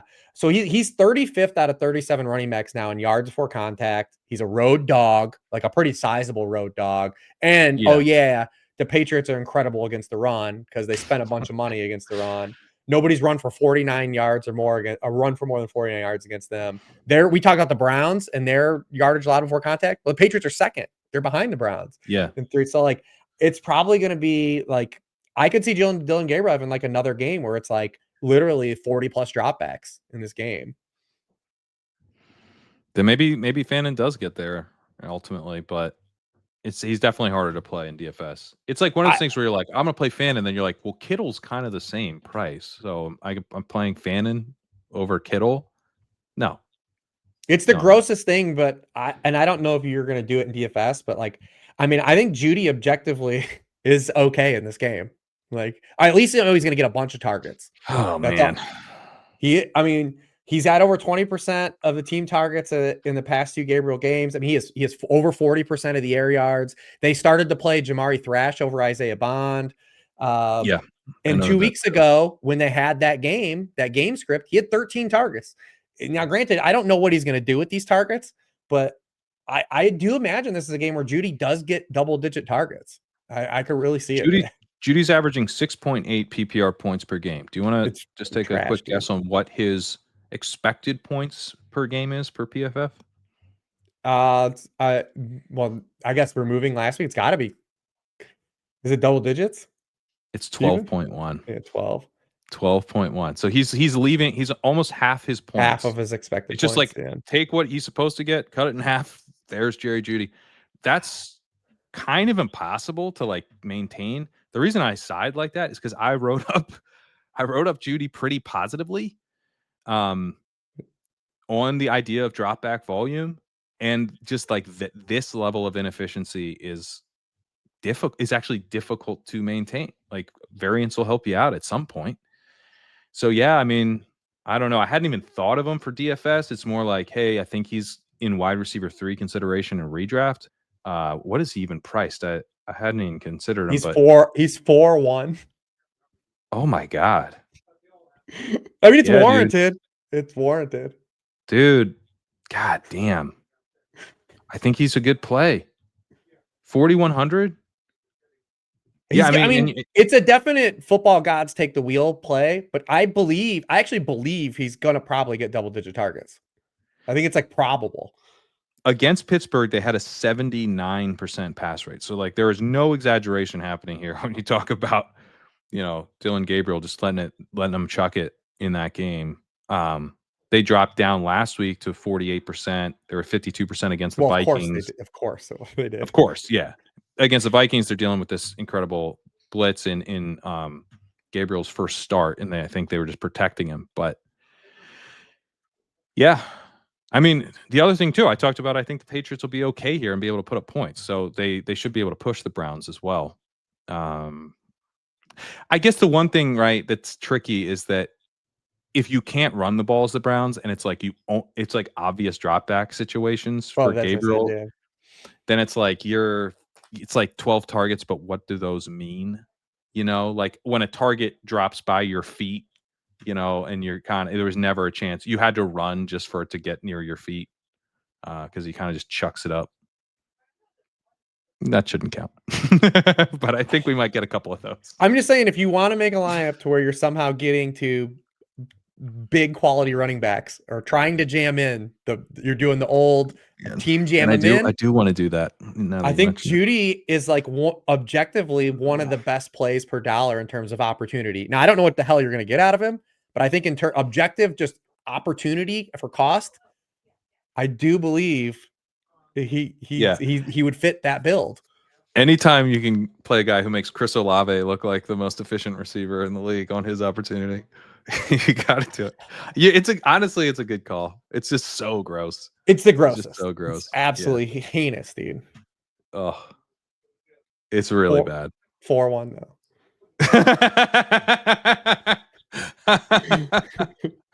God damn it! I'm gonna play Jared Judy this week. All right, let's move to the after we talk about the grossest thing imaginable. Let's talk as about you transition. Arthur Juan officially ruled out. Okay, that's gonna Devontae Smith. I mean, that could shift things. That could actually shift some stuff around, where he has to be kind of chalky now, right? Like, he's 100. Yeah, he's reasonable. absolutely. It's 5,900, so that should move some stuff. Guys in that same range. Let's see. Flowers is 54. Flowers was already tracking to be kind of popping in Sims. So yeah, and he's still 500 cheaper. So people will still go there. But I don't know. I mean, it should at least even it out a little bit. Yes. Drake London might not be so chalky now. He's Olave was 5'8", so he's like right on the line with Olave. Yep. No, I mean, if you can play, no one's playing Olave now. Like, you're telling me I can play Devontae Smith in a good matchup with AJ Brown out or Chris Olave? I'm not playing Chris Olave. I'm not going to do it. Real good spot for Olave too. It is a good spot, but it's Spencer Rattler, and he's splitting time. Correct. Yeah. Not splitting time, but he's not going to be able to consolidate routes because Shaheed plays, is what I mean. I'm going to do it. I'm going to make a lineup with those two running backs and just see who they give me. If I lock them, is Jerry Jeudy one of the dudes? It gives you Isaiah Bond. I'm gonna boost. Yeah. Oh, really? Which, like I said, you can't. The note on Bond, I don't think Bond's playable. Like no. He Thrash was playing. Well, you can just do Jalen Noel. I don't think the Noel projection's in because Nico. Yeah, I don't think it's adjusted yet. So like, if you're going to build this, so the lineup I ran right now ended up being on DraftKings. Bijan Robinson, Jonathan Taylor together, locked them in. You also gave me Derrick Henry. So you all three, the most anti-DraftKings lineup ever. 3 running back that at least one of them catches passes.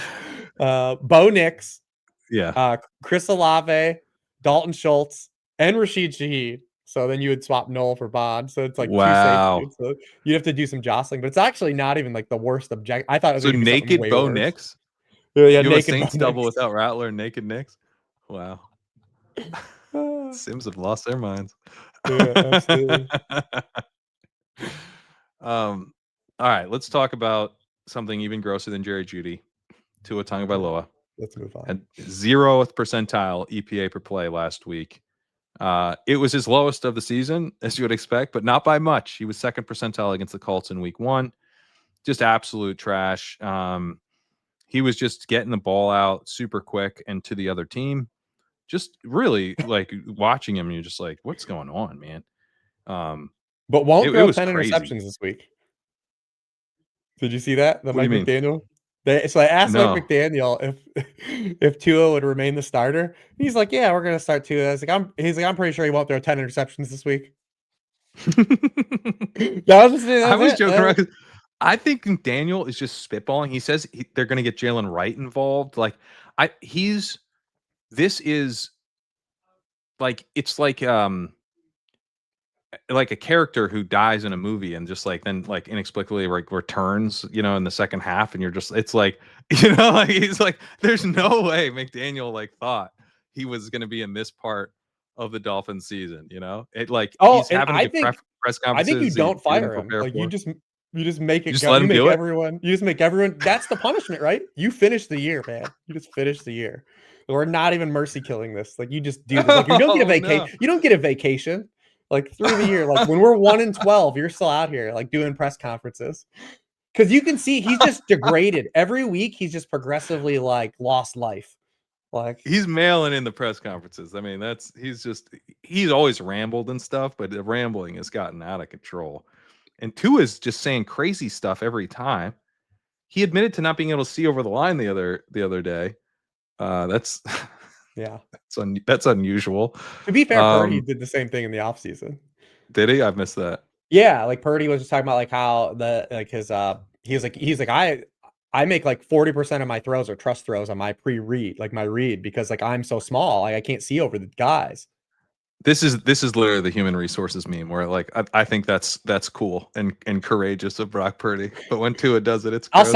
I'll send the clip out. Maybe it's actually incredible. Like he said it in like a way more like infrastructure type of way of like understanding football than Tua like Yeah, flippantly yeah. said it. Like, well, I just couldn't see anybody, so I just threw that shit. Like that's how Tua made it sound. Like Purdy was like, no, Yeah, like I've had to learn how to play football this way. Like yeah, yeah, you yeah. would like, and I assume Tua to a degree has as well, because he's but He's still it was the working way on he it. phrased Yeah, it.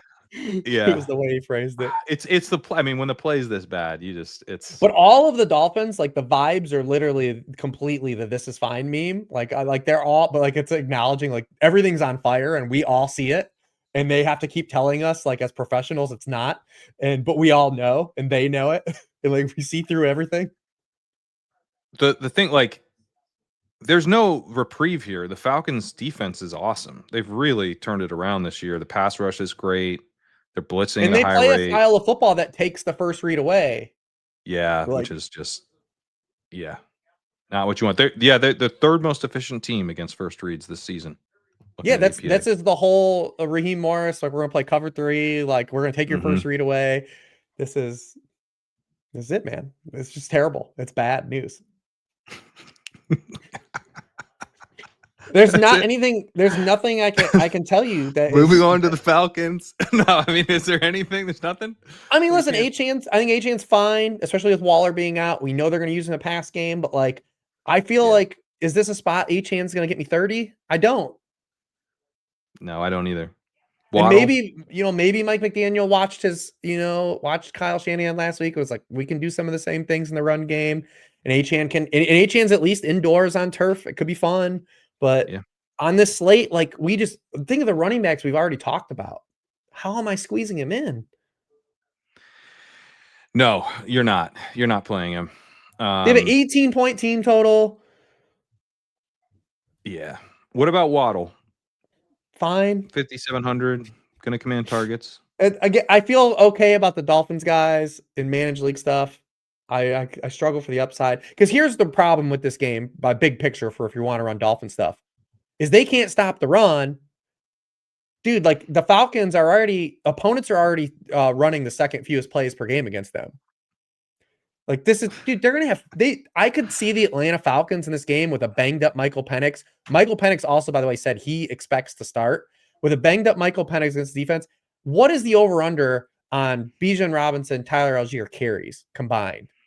Because in every win, Tyler Algier is double-digit carries. Yeah. Like, dude, I just don't see the play It volume for might the be like Dolphins. 31. Like it's a lot. Yeah, where's It's the a lot. play volume come if they're not stopping this run game, which I don't believe they're going to? Where's No. the play volume coming from? I think season long stuff, fine. Play these guys. Is the upside there for these guys? Season long, not DFS. Season long. Malik Washington, I think, could maybe be in the mix as like a bye week fill-in. Yeah. I noted he had 24% targets per out run last week, 26% against the Chargers, and his route participation was up to 76%. Julian Hill didn't practice on Wednesday and Thursday, and Waller's out. So any hopes you had that Hill might step up, which are probably none anyway. He might not even play. So there's just and Nick Westbrook-Akine hasn't been able to do anything. Like there's no. I know it's a condensed offense, but they need like a secondary weapon Mm-hmm. downfield. And I think it's probably Washington now. So as a bye week fill-in option, I'll shout him out. Not a guy I've really been on previously, but I think everything's kind of broken his way to where he's viable now. They may And yeah, I not think with over. Smith out, like I don't want to play Waddle. Just I'm going to play Smith for a couple $100 more in DFS. Yeah, I mean, Falcons haven't. No one's even thrown for more than 180 yards against them, and they have had a favorable run, but like that also includes Baker Mayfield and Josh Allen. Yeah. Yeah. Like they've played a host of backups, but what is Tua right now? Is he not backup level? Like he's played awful, He's and played they don't have awful. any, and they don't have like they're down to 2 good players on offense. Yeah. And I think the Falcons defense is good. Like Yeah, they I also do immediately think they're good. flashed the beginning, the very beginning of the year. You're like, oh, they're doing like some new stuff and they're pressuring, and new DC seems to have worked out really well. So Yeah, I don't like it uh, either. I wish they were bad. Well, because bad isn't this the defenses are more fun whole, for us. like when you build up the whole iceberg? Because this is like, I think there actually is, like, if you drafted Drake London and I drafted a good amount of him, I think he's going to be like a wide receiver too the rest of the year, or at least like, because you have the splits with Mooney. The Falcons are awesome at running the ball. They're playing good defense. They're not running a lot of plays, and then like their quarterback's not that great. Like it's like Yeah. there's a lot of things pulling away. I think for if you took London at the 1-2 turn, I don't think we're going to recoup that value big picture. We'll always Well, have these listen, I don't have London because I have a bunch of Bowers, so it could be worse. But cool. at least your guy's been out there. Yeah. And you're still, you just have to ride or die with London, obviously. But like, Yeah. I don't think you can get to the receivers here with a banged up Penix, their defense playing good in this matchup. Cause like, I just don't know where the pass volume is going to be. Yeah, I mean, obviously Bijan's a smash here, as he Yeah. is every week. And But you're like, definitely, even in managed leagues, probably playing Algier. yeah, Neil Orfield mentioned him even as a DFS play in large field because he's cheap enough.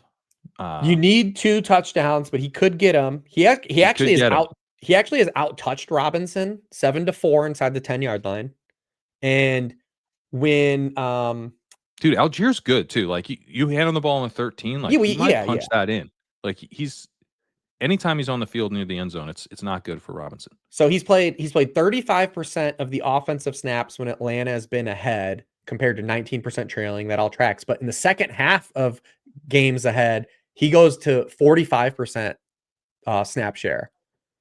So Yeah. if we expect this to play out as implied on a week where there's a lot of gross, and to be fair to him, like some of the guys we've talked about, like don't really catch passes and are touchdown dependent too. So like he could even run down some guys in that range of running back. Dude, how funny it would be if he outscores Derrick Henry as a backup running back. It's plausible. He scores a couple touchdowns. But like there's like, because like if you're trying to talk yourself into like maybe like a Chase Brown this week because they play the Jets and they have Sure. game script, like what's the real difference, man? What's the real difference? I don't know. Carry share. I'm Yeah, going to but be like, the here's a carry good one share for play, you. which probably doesn't Maybe mean that's anything, but probably more is J.K. Dobbins versus Tyler Algier. that's honestly like a very kind of similar. Your J.K. Dobbins is just like, I think he can score 2 touchdowns. That's it. But people So, are going to play Dobbins. yeah, they are. He's the other guy I was going to mention as a potential pivot in the Woody Marks zone. But like, Um, how really far off is Algier from J.K. Dobbins? Maybe not that far. Yeah. You need a very specific game script and you need those touchdowns. It's definitely Yeah. Oh, thin because absolutely. yeah. Like Dobbins can get there. It Like has to be Dobbins is large going to be the field. guy out there. Yeah. It has to be large field.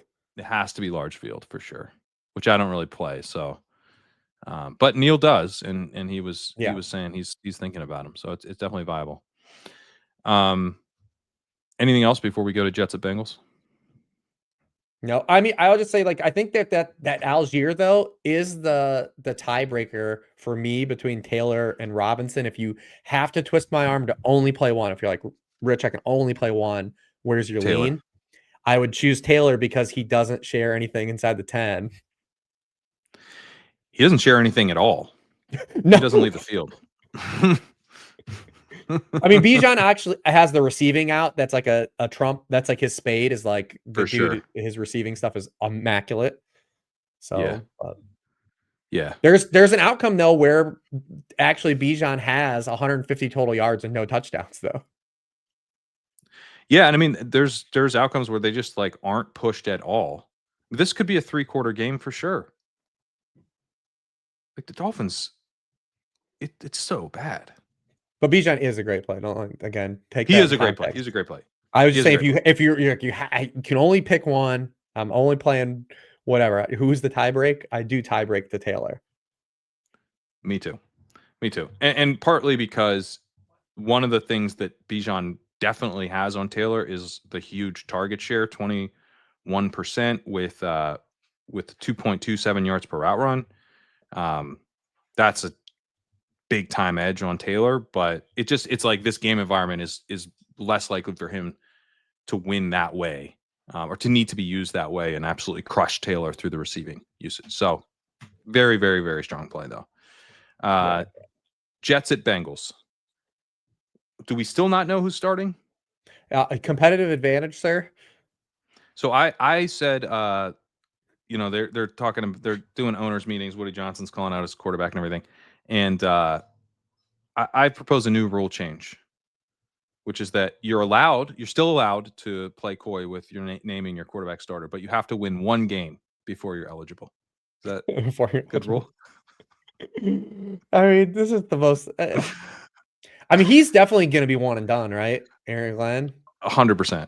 Like how can he not be? Like this is just This not team doesn't serious. have the morale is gone. Like this team, they don't want to be out there. It's Like this halfway is through the just season. isn't. This just isn't serious stuff. They're plagued by penalties.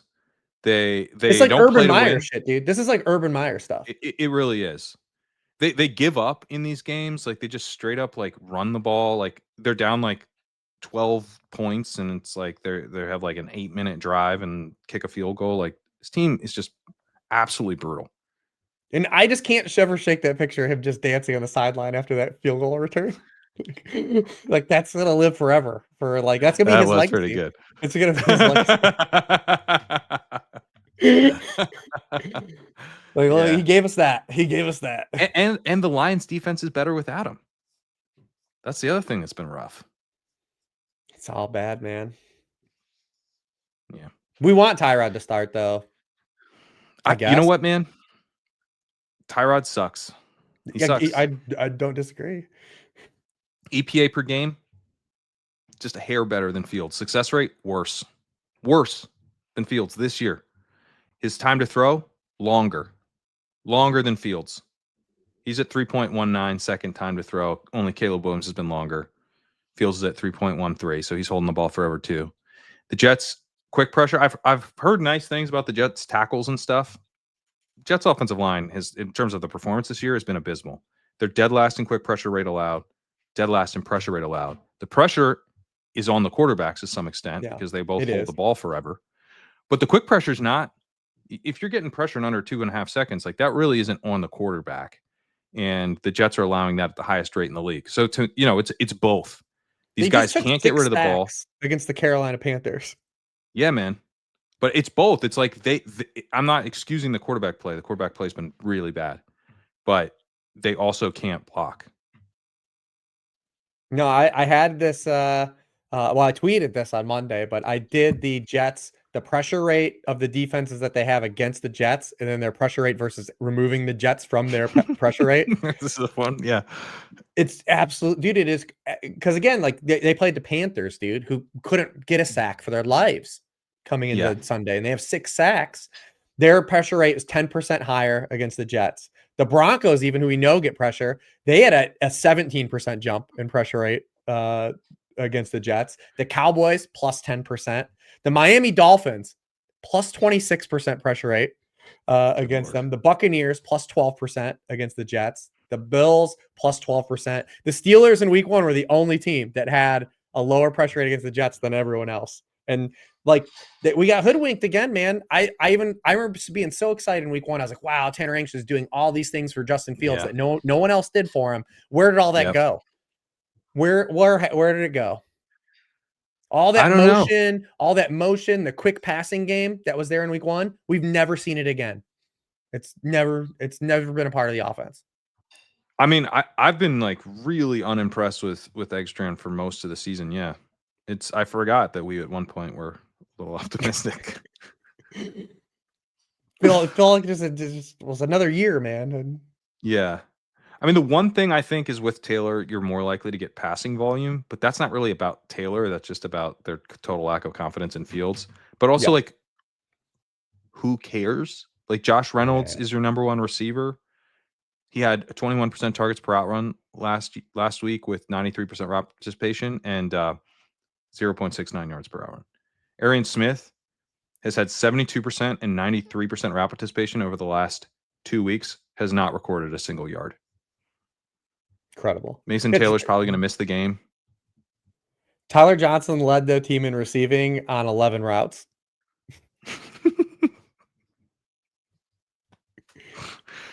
Honestly, I kind of hope they just sit down Brees Hall, trade him That's what I was. later. Well, that's where we were gonna get to. It's like, is there any confidence in Brees Hall? Like, it's a glowing matchup for him, but like, they're going to the bye. Do they trade him? Do they not? Does he get run? Like, it's such a Please like trade him. last week we were into Brees Hall when he was looking to be kind of chalky because we didn't like the matchup and everything, and like, it's the complete inverse here. Like, man, what do we do with Just Brees trade Hall him. this week? What do we do with him? Do you play him at I'll all? talk myself into him. I like Brees Hall enough that I'll talk myself into him if he's good to go. But I don't think it's good that I'm going to do that.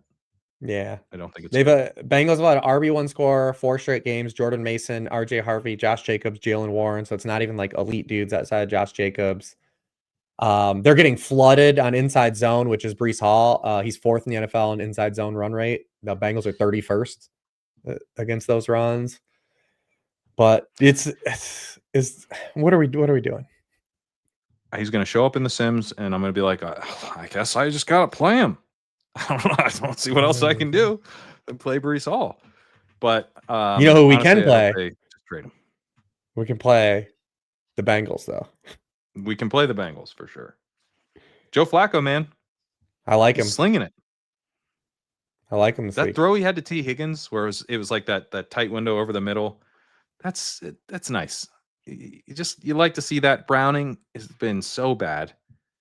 Flacco's bringing some real life to this team in a way I didn't think he would. He sucked. He sucked for the Browns, but he's been really good both games. He's made the offensive line look good, which I mean, that was the best almost offensive line performance we've seen the Bengals have last week. I mean, Yeah, he's only been pressured on 27% and 34% of his dropbacks. It's 8th and 13th best, and that was facing the Packers and the Steelers. Like yeah. his time to throw last week was second fastest in the league. The week before that, he had the fastest time to throw. And then he also has the 7th best inaccurate throw rate those 2 weeks. Again, reiterating against the Packers and Steelers. Now he's facing a team that is 31st in pressure rate, despite blitzing at the 7th highest rate in the league. Again, Aaron Glenn, what are you doing? They're 29th in passing points allowed per game, and they're not going to have Sauce Gardner this week, already ruled out. And also, like, because this is a spot where you look at the Bengals and you're like, this is where they finally get something out of Chase Brown, right? Like, what if they can't run? Because the Jets actually, like, the complete Pretty good against the overlap, run. the Jets have actually played the run well. It's like the only calling card they have. They actually should think about playing the run worse. They should think about giving up more yardage rushing because it's forcing teams to throw on them. And, like, they can't get sacks and they're getting crushed through the air. Like, It is making them look like not worse exactly, but more frustrating because they keep being in these games where like a normal team would win. You know, like they're like holding the other team to like 10 or 13 points and then they're losing. So just I used at to a say certain this point, you'd be about better off getting blown out. I used to say this about the Aaron Glenn Lions, and I just didn't register right now.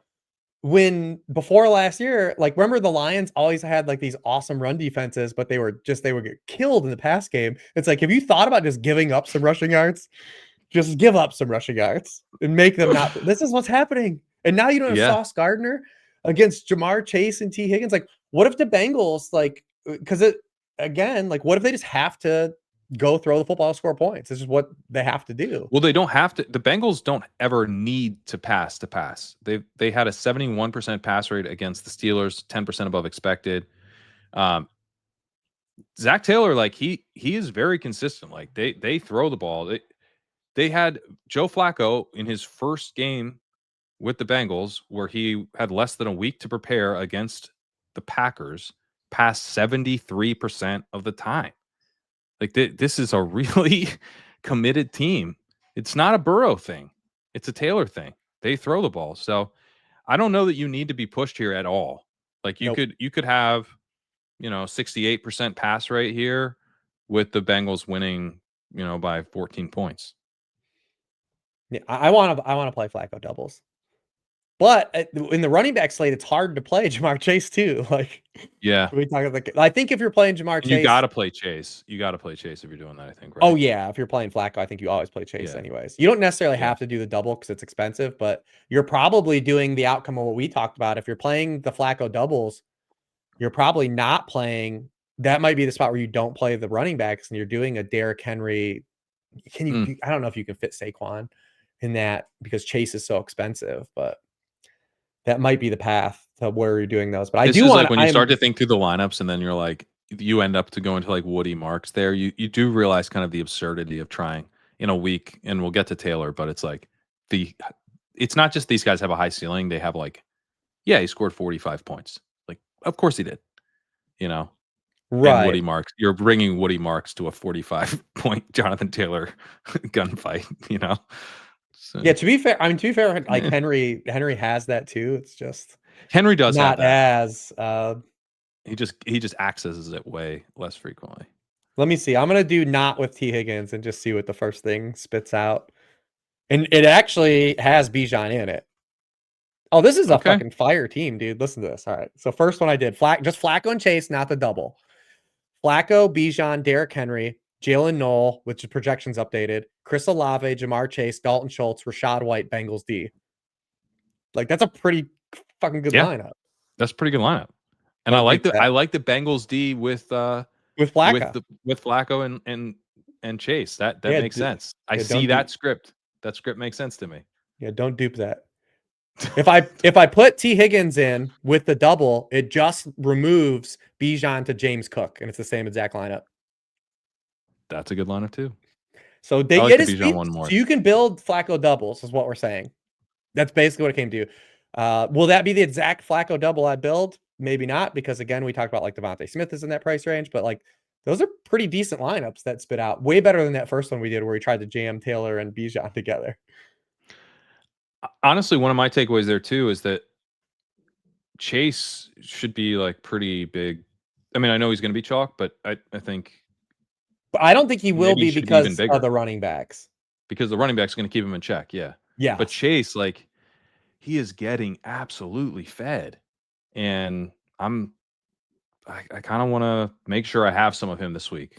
So the Jets actually are they already said to Aaron Glenn, because for some reason he wanted to disclose this competitive advantage for some reason, because again, nothing he says ever makes sense, but he already said that the player starting for Sauce Gardner is their third round rookie was it Azrae Thomas, and he's only played 18 snaps all year, and he's going to be guarding freaking Jamar Chase. Welcome to the NFL, brother. Wow. Just tell us you're starting at quarterback. Just making we have to write this stuff up, Aaron. It's annoying. And again, nothing he does it's a joke, dude. It's an absolute joke. If I was a Jets fan, I'd just be like, I remember when I I was rooting for the Patriots, obviously, which I hate. I used to hate the Patriots, but I was rooting for them because of Drake May. And hearing people defend the idea of needing to give Gerard Mayo a second year would just like in my soul, I'd just be like, and I guess with the Jets, you don't have it's like, what is the what's the future? What is even the future? Like, what do you do need to get rid of Glenn? Like he's building a culture, but it's a bad culture, so he's got to go. But yeah, I mean, it's like then you have like some good players on defense, and then what? Hall's a free agent. They should probably trade him. Garrett Wilson's good, but not enough. I mean, he's kind of the Waddle to their Dolphins. It's bleak, man. It's very bleak, man. All that's left is Chase Brown. You can tell me what you're doing with him, and then we can move into the slate and close this thing down. Chase Brown, I don't think I'm going to be playing in DFS. Good run defense he's going against. Not the engine of the offense. I want, if I'm playing Bengals, I want to play Chase. Yes. That's really what it is. 100%. All right. Buccaneers, it's Saints. Baker Mayfield coming off a really rough game. Loses Mike Evans. Emeka Buka's playing through a hamstring injury. He's missed practice again this week. Will play, but clearly not 100%. We're looking at Tez Johnson, Sterling Shepard, and Ibuka as his receivers. Cade Otton potentially stepping up here, depending on how healthy Ibuka is. Rashad White's still the back. This is not a good rushing matchup, which makes things a little tougher for White, but he'll get tons of volume. And I've seen Mayfield projecting pretty well here, with the Saints being a pretty soft matchup. So this is kind of a get right spot for Baker after the Lions' really inefficient performance, but he still does have issues with the receivers. So it feels like a little bit fragile to me. From Baker stacks are definitely viable, but I'm not sure I'm as excited about them as maybe some others in the industry. Yeah, I'm saying from a DFS perspective, I'm more interested in the a la carte pieces. I think probably just White and Egbuka. I'm fine with Tez for season long stuff. I don't necessarily love him here. I do think it's not like a glowing matchup in terms of like a great rushing defense, but I think it's a significantly better spot than what Rashad White's had since he's taken over. Seahawks, 49ers, Lions with that offensive line, they just were never gonna, like, you were never gonna get any efficiency against those defenses. I don't even think Bucky Irving would have had a lot of efficiency rushing. So Saints are 26 in success rate against the run, and they've gotten worse as the season's gone on. Like, we've started to see them like give up some pretty good games here. Obviously, both Bears backs kind of got there against them last week. We saw James Cook a couple weeks ago too. Scadaboo had a nice combo game, and like Rashad White offers that combo scoring. It's the most optimistic I've been about White since he's taken over. Do I think he's like a smash play? No. I just think he's in a better spot than he's been in since he took over. That's really kind of my pitch. And teams are running on the Saints. Yeah. It's like really my pitch. And yeah, like they're going to win the game probably. It's like, right. Yeah, that's really my pitch. It's just like, that's the antithesis of it. I don't know, man. It was like, how strong was that? It's tough. It's tough to get overly excited about Rashad White. Yeah, he's just that kind of player. Yeah, it's just that, like, hey, man, he's going to get all the work. But he really, really will. He had a 91% snap share against the Lions, 83% of carries, 76% of routes. He's at a 13% target share in each of the last 3 weeks. Yeah, he's the backfield. He is a backfield, which is always nice. So he's a guy that doesn't seem I imagine he'll be reasonably high owned in the sense, like, he fits a lot of different builds, but he's not going to be a priority for anybody. He's gonna be the Sims dude. Yeah. Like last week's Breece Hall, but in a better spot. But like his projection's just gonna look like people will get there because the median projection is gonna be too strong.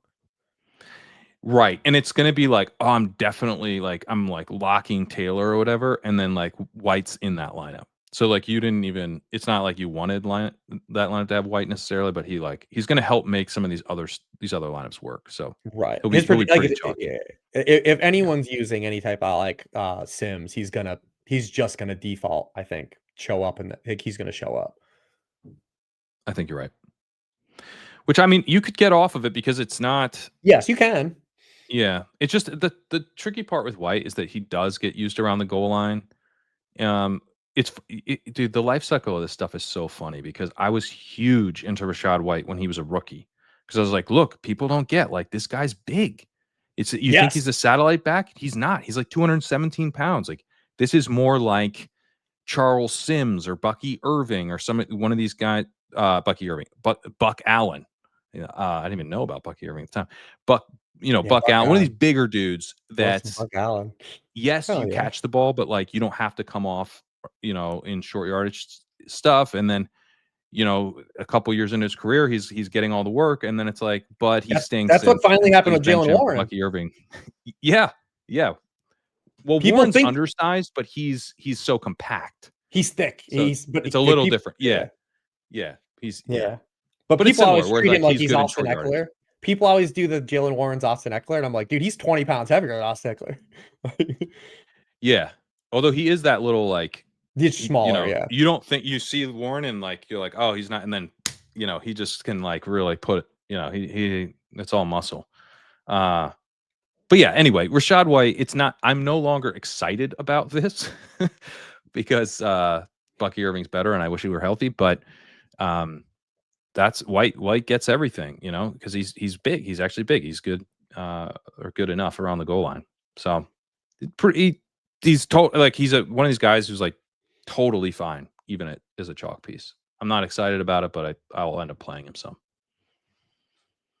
Um the passing game, I guess I'm a little bit more torn on because Abuka's like clearly not healthy, right?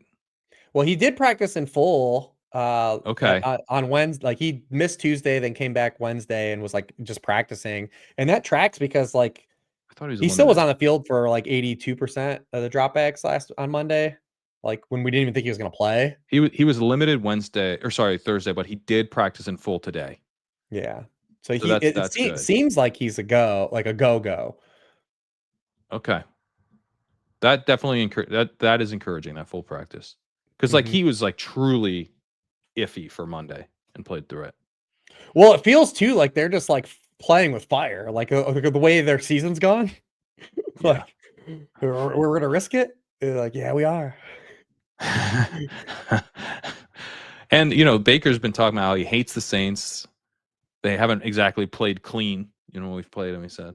Yep. He said, yeah, I just don't like him. And it's Not much more to it and than the that. matchup signals like all like Buka too. Like we've talked about the man zone stuff with him all Mhm. year. No matter what side you get on it, does he get separation or not? It doesn't matter because it's man. And that happened on Monday. It happened again. He only got caught 1 of 5 targets against man coverage on Monday. He's at 0.72 yards per out run against man coverage, 2.66 yards per out against zone coverage. Saints 26th in rated man coverage. They basically live in cover 3, cover 4. And against those looks, he's got 42% of team air yards. 2.5 yards per out run. Saints also just giving up the bag to wide receiver ones this year. 30th in the league in yards per target allowed to wide receiver ones. Feels like a pretty good spot. Are you looking to stack this up with Mayfield? Not really, because I don't think Mayfield's going to make my pool. Okay. I think I've told you, like, I'm typically usually like a 4 to 5 QB guy. And I think my 5 is going to be Nick Stack, and we'll get to those guys. Jalen Hurts, Lamar, and Joe Flacco. Joe Flacco making that feels like a dog to make that list, but there he is. So Flacco at 5,400 compared to uh like Williams at 56. I have no problem with Williams though either, because I like that game. I might actually make an inverse, like you said, do one single entry inverse of Okay. that game. Like we talked about doing both sides. I think I probably will do that actually. But like guys, I'm gonna have like that'll probably be just a one lineup one. Yeah. I'll probably do a Flacco double, or I'll probably do a Flacco double and a Flacco single with iterations, kind of what we did. And maybe do that where it's actually 4 different versions of it, where it's Bijan and Taylor, like just to see if one significantly beats the other. Like I won't force either one. I'll make a build with Taylor and a build with Bijan. It's tough to find savings. So I the Flacco call is pretty interesting because you do save a decent amount. You save 1,000 from Mayfield, for example. Hmm. And I I probably need think to I'm just consider it gonna more. play. I think I'm just gonna play White and Egbuka a la carte. Do you have any interest in Tez? Very mild, more season long stuff. I have no like, because he's like, him and Sterling Shepard are like doing like the dual thing where they're both playing like inside outside. Like there's no clear like defined role. They're like Yeah, trading off 50-50 slot inside. I would love for just one of the dudes to be just in a strict position to have more, because that's the one thing people look at. Like I know there's excitement to have for Tez, but like also like Sterling Shepard's getting enough to be a thorn. for sure. For sure. Yeah, and you can always save a couple $100 and go down to Jerry Judy. How crazy is that? That's not a joke. He's $200 more than Judy. Yeah, he is. He is. And like Jerry Judy probably projects to have double the amount of targets than Tez Johnson. That's wild. Oh man. At least Jerry Judy's now popping in Sims. He's not. Yeah, he might. You're gonna have to really bully the Sims to get Judy, I think. I gotta be honest. Saints I'm gonna play Judy though. I think I'm also gonna play Judy. Don't tell anyone. Saints signed. Grok said we were really high on Derek Carr last week. Someone asked Grok what we talked about, and he said, Yeah. Grok said Derek Carr stacks. Yep. Are you into Derek Carr again this week? No, but I think it's fine. I got Hilo made a great pitch to do Rattler doubles again. And he had the wizard. He was the wizard last week. He was the one that said Knicks and Mims was the move. I mean, it's a game where I think Rattler, like he's gonna throw a ball 40 times, I think, in this game. So that's where the out is, right? Because I don't think they're gonna be able to line up and run the ball in this game. Like down Kendra Miller, down Eric McCoy against this defense. Like I just don't see any way they run the ball. So I could definitely see a massive drop back game. So that's the path. Now, and he stood up to pressure pretty well. So if you're like worried about like the Todd Bowles blitz stuff, like, well, I'm more worried about with McCoy. McCoy calls the protections. Yeah. So that could really hurt in this game. Yeah. I'm worried about that. We just haven't had a ceiling for him is my kind of one reason why I'm not excited about it. And then another guy that like, I'm cool with either playing either receiver though. Like, I mean, it's a great spot for Olave. Like, I mean, his usage is just so good. And now they're throwing the ball downfield.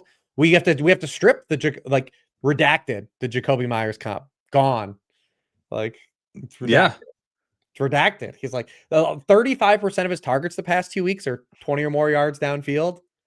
And like, if he's going to get those targets, like everything else already was there. Dude, he is 47% of the team's end zone targets. That's 5th in the NFL. He's been targeted on a career high 29% of his routes. He's playing 38% of his snaps in the slot. He gets 43 targets this year with pre-snap motion. Like it's 3rd in the NFL. Like everything is there. And then in this game, he has against the blitz, he has a 37% target share and a 49% share of the air yards with just under 4 yards per out run. And like the Bucks against wide receiver ones, Jackson Smith and Jigba 8 for 132, Garrett Wilson 10 for 84, Amon-Ra 6 for 86, Kendrick Bourne 5 for 140. Like, what are you gonna do, man? I know he's chalky, like he's gonna show up in all your sims and stuff. But like, it's a good play again. Like, what are you gonna do? Yeah. So Hassan Reddick is out for this game, and Vita Vea is out for this game. Vea popped did they up roll on the Vea injury out? report. Or sorry, I shouldn't say out. He's questionable, but he DNP'd again today. Okay. Yeah, I knew he was. And he showed up on the injury report on Thursday. So it might, I should look into this, but he may have injured it in practice because no designation, DNP with a foot. But yeah, sorry, he's officially questionable. So we'll see. Reddick is out. It looked like it could be worse. Like Winfield was missing practice earlier in the week. He got a full practice today, so he'll be all right. And then Levante David was a DNP and then an LP, and he practiced in full today, so he'll be all right. But potentially being out Vea is a pretty big deal. Yeah, best pass rusher on the defensive line. He's so good, man. Yeah, so I mean, if they're out Vea like that definitely makes this more interesting, especially with them out their center. Kind of mitigates that a little bit, and then this is gonna be a tough matchup either way because of the scheme. And Bowles has been. It seems like they're like able to do more of what they want this year. They've been a little more sound on the back end. But yeah, I mean, Olave's still a positive regression candidate. Like he's still, after the last 2 weeks where he's been cooking, it is at -2 fantasy points over expected per game. So I mean that's 17 percentile. That's he's leaving a lot of points on the table. Like his expected points per game are 17.1, 97th percentile at wide receiver. Like the role really has been awesome. It supports what's been happening over the last 2 weeks. Yeah, the only thing So, I was yeah. tearing down like weekly with him was just like it was the low A dot stuff. And I was like, and then and now he's just beating dudes downfield. And it's like, all right, that was it. That was the last piece. 14.98 last week, yeah. Or no, sorry, that was Shaheed. What did Olave was at 20.3. I sold him short. And 12.1 against the Patriots. So yeah, I'm happy to see it too, because this is a player that I've that we didn't have the fantasy results with for previous years, but he's like good, man. I was like hell bent, like this is a good player. Like he had over 2 yards per hour on every year of his career. I'm like, this is clearly a good football player, and we just didn't have the fantasy intersection. So I want him to be good because people were He's like, this one guy the sucks. list. I wrote an article up on him in the offseason, and the list of guys that have had 2 yards per hour on every year of their career in their first 3 seasons is nuts. Like it is a crazy. I'll end up pulling it up here in a second, but it's wild. But yeah, I'm happy for Olave to finally be producing. And what do you think about him in terms of ownership with Devontae Smith opening up? I mean, it'll be something to follow. I mean, I think you can play both. I think both guys could be you can play both, right? Like if you're gonna pay up for these running backs, they do. I think those guys are gonna fit those builds like really well. yeah. Because if Zay Flowers was already popping at the same, like, right, like he's more bankable. I like Zay Flowers a lot too, but I like Zay Flowers a lot too. like you got But all I those think mid fives guys. yeah. By the way, here is this list. Odell Beckham, Mike Evans, Tyreek Hill, Michael Thomas, Cooper Kupp, AJ Brown, Deebo Samuel, Justin Jefferson, Jamar Chase, and Chris Olave. The guy's still eligible. Or Puka Nakua, who will do it. Jaden Reed, who won't. Brian Thomas, who won't. Lad McConkey, who probably won't. And Malik Neighbors, who now won't. So yeah, it's a pretty exclusive list. The Puka Nakua is going to join. And Chris Olave is already on. Yeah. So good player, man. Happy to see it. Good player. And I don't know why they would trade him. Like I know his name's come up, but like they already picked up his 5th-year option. That was strange, yeah. Because Breece Hall has no option. Like Breece Hall's just a free agent next year, He's and a free like agent, so they'd have to tag him. The Saints already picked up Olave's 5th-year option. Like we have wiggle room. Like why would you trade him? The other thing with Olave is that because of the concussions, you're not going to get what you would normally get. Right. So, that could be nothing because we did it with Devontae Adams. It could be, yeah. But I think another team, like if he didn't have the concussions, I think you're talking about like an early second maybe for him. Yeah, something like that. Teams are probably pitching 3s. They're pitching 3s. They're like, that's what Pickens went for. I'll give you the Pickens. But I don't think I wouldn't do that if I were the Saints. No, I wouldn't either. Especially just because you have control for another year. Like you don't have to extend him yet. Right. And he's worth extending. So Shaheed is the guy that seems plausible to trade because he's a UFA this year. Yeah. Right. But at the same time, like I don't know, what shouldn't you extend Shaheed? If you have good receivers in house, shouldn't you be trying to keep them? Oh, I would just say like if you were going to trade one, it makes objectively like if you're just trying to accrue futures, like it makes more sense to trade Shaheed than Olave. How is the team that's extended Taysom Hill not gotten a deal done with Rashid Shaheed? Like, and also this is a joke. It's Mickey Loomis. There's always money in the banana stand. Like this dude is never, he doesn't care. He just gives away contracts. Like it doesn't matter. The Saints are perpetually every year. They're like, how are the Saints get into the cap? It's like Mickey Loomis is like, watch this shit. I'm going to convince Derek Carr to retire and give us the money back. Watch me restructure 42 contracts this offseason. Like every year, man, there's people like Saints are 20 million over the cap next year. And it's like, yeah, dude, they'll be fine. Mickey Loomis does. They still have Michael Thomas on the cap. They're going to still sign a guy for a contract. You're like, how did they do this? Oh man. Yeah, I mean they drafted Tyler Shuck, so they're not like total wizards, but no, they're not wizards. I mean, Mickey Loomis should have tore this thing down a while ago. Yeah, one of their biggest problems was he keeps finding money in the banana stand. That shit needs to burn down, bro. Like you gotta. Yeah, much like the actual banana stand. Exactly. Alvin Kamara here with Kendra Miller tearing his ACL. He had 84% of snaps last week, and Devin Neal will probably mix in some, but like, I don't know. For season-long stuff, I would say more than DFS. What are your thoughts on Kamara? Yeah, I mean, when McCoy got hurt last year, he just died. So I don't, Mm-hmm. with McCoy off the field last season, he went to 3.1 yards per carry with an explosive run on 5% of his runs. And the Bucks, we'll see who's up, but Bucks are a good run defense too. This would be more of like you're looking for the PPR suck out for Kamara. Uh, What and else is new? and he doesn't have a touchdown since week 1, and we don't even know if he's the goal line back anymore because they've got Taysom Hill.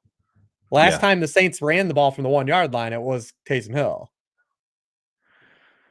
Good Lord. All right, let's go to the Cowboys at Broncos. There's a lot. I feel like we've had a lot of games end with us sighing. It's Eject. not last week we were more excited about some of these game environments. What's a lot of these one-sided, just one-sided. A lot of one-sided, yeah. This one's it. This is like the game environment, right? And yeah, you should. We did it again. You should have saved this one for last. So we should have Colts Titans. Do you want to? We can do it. We can do Colts Titans. Because didn't we do this last week? We did. We did. Cal. It was like yeah. Because let's do Colts Titans first. We'll save the good one. Where are you at on take that timestamp, bros?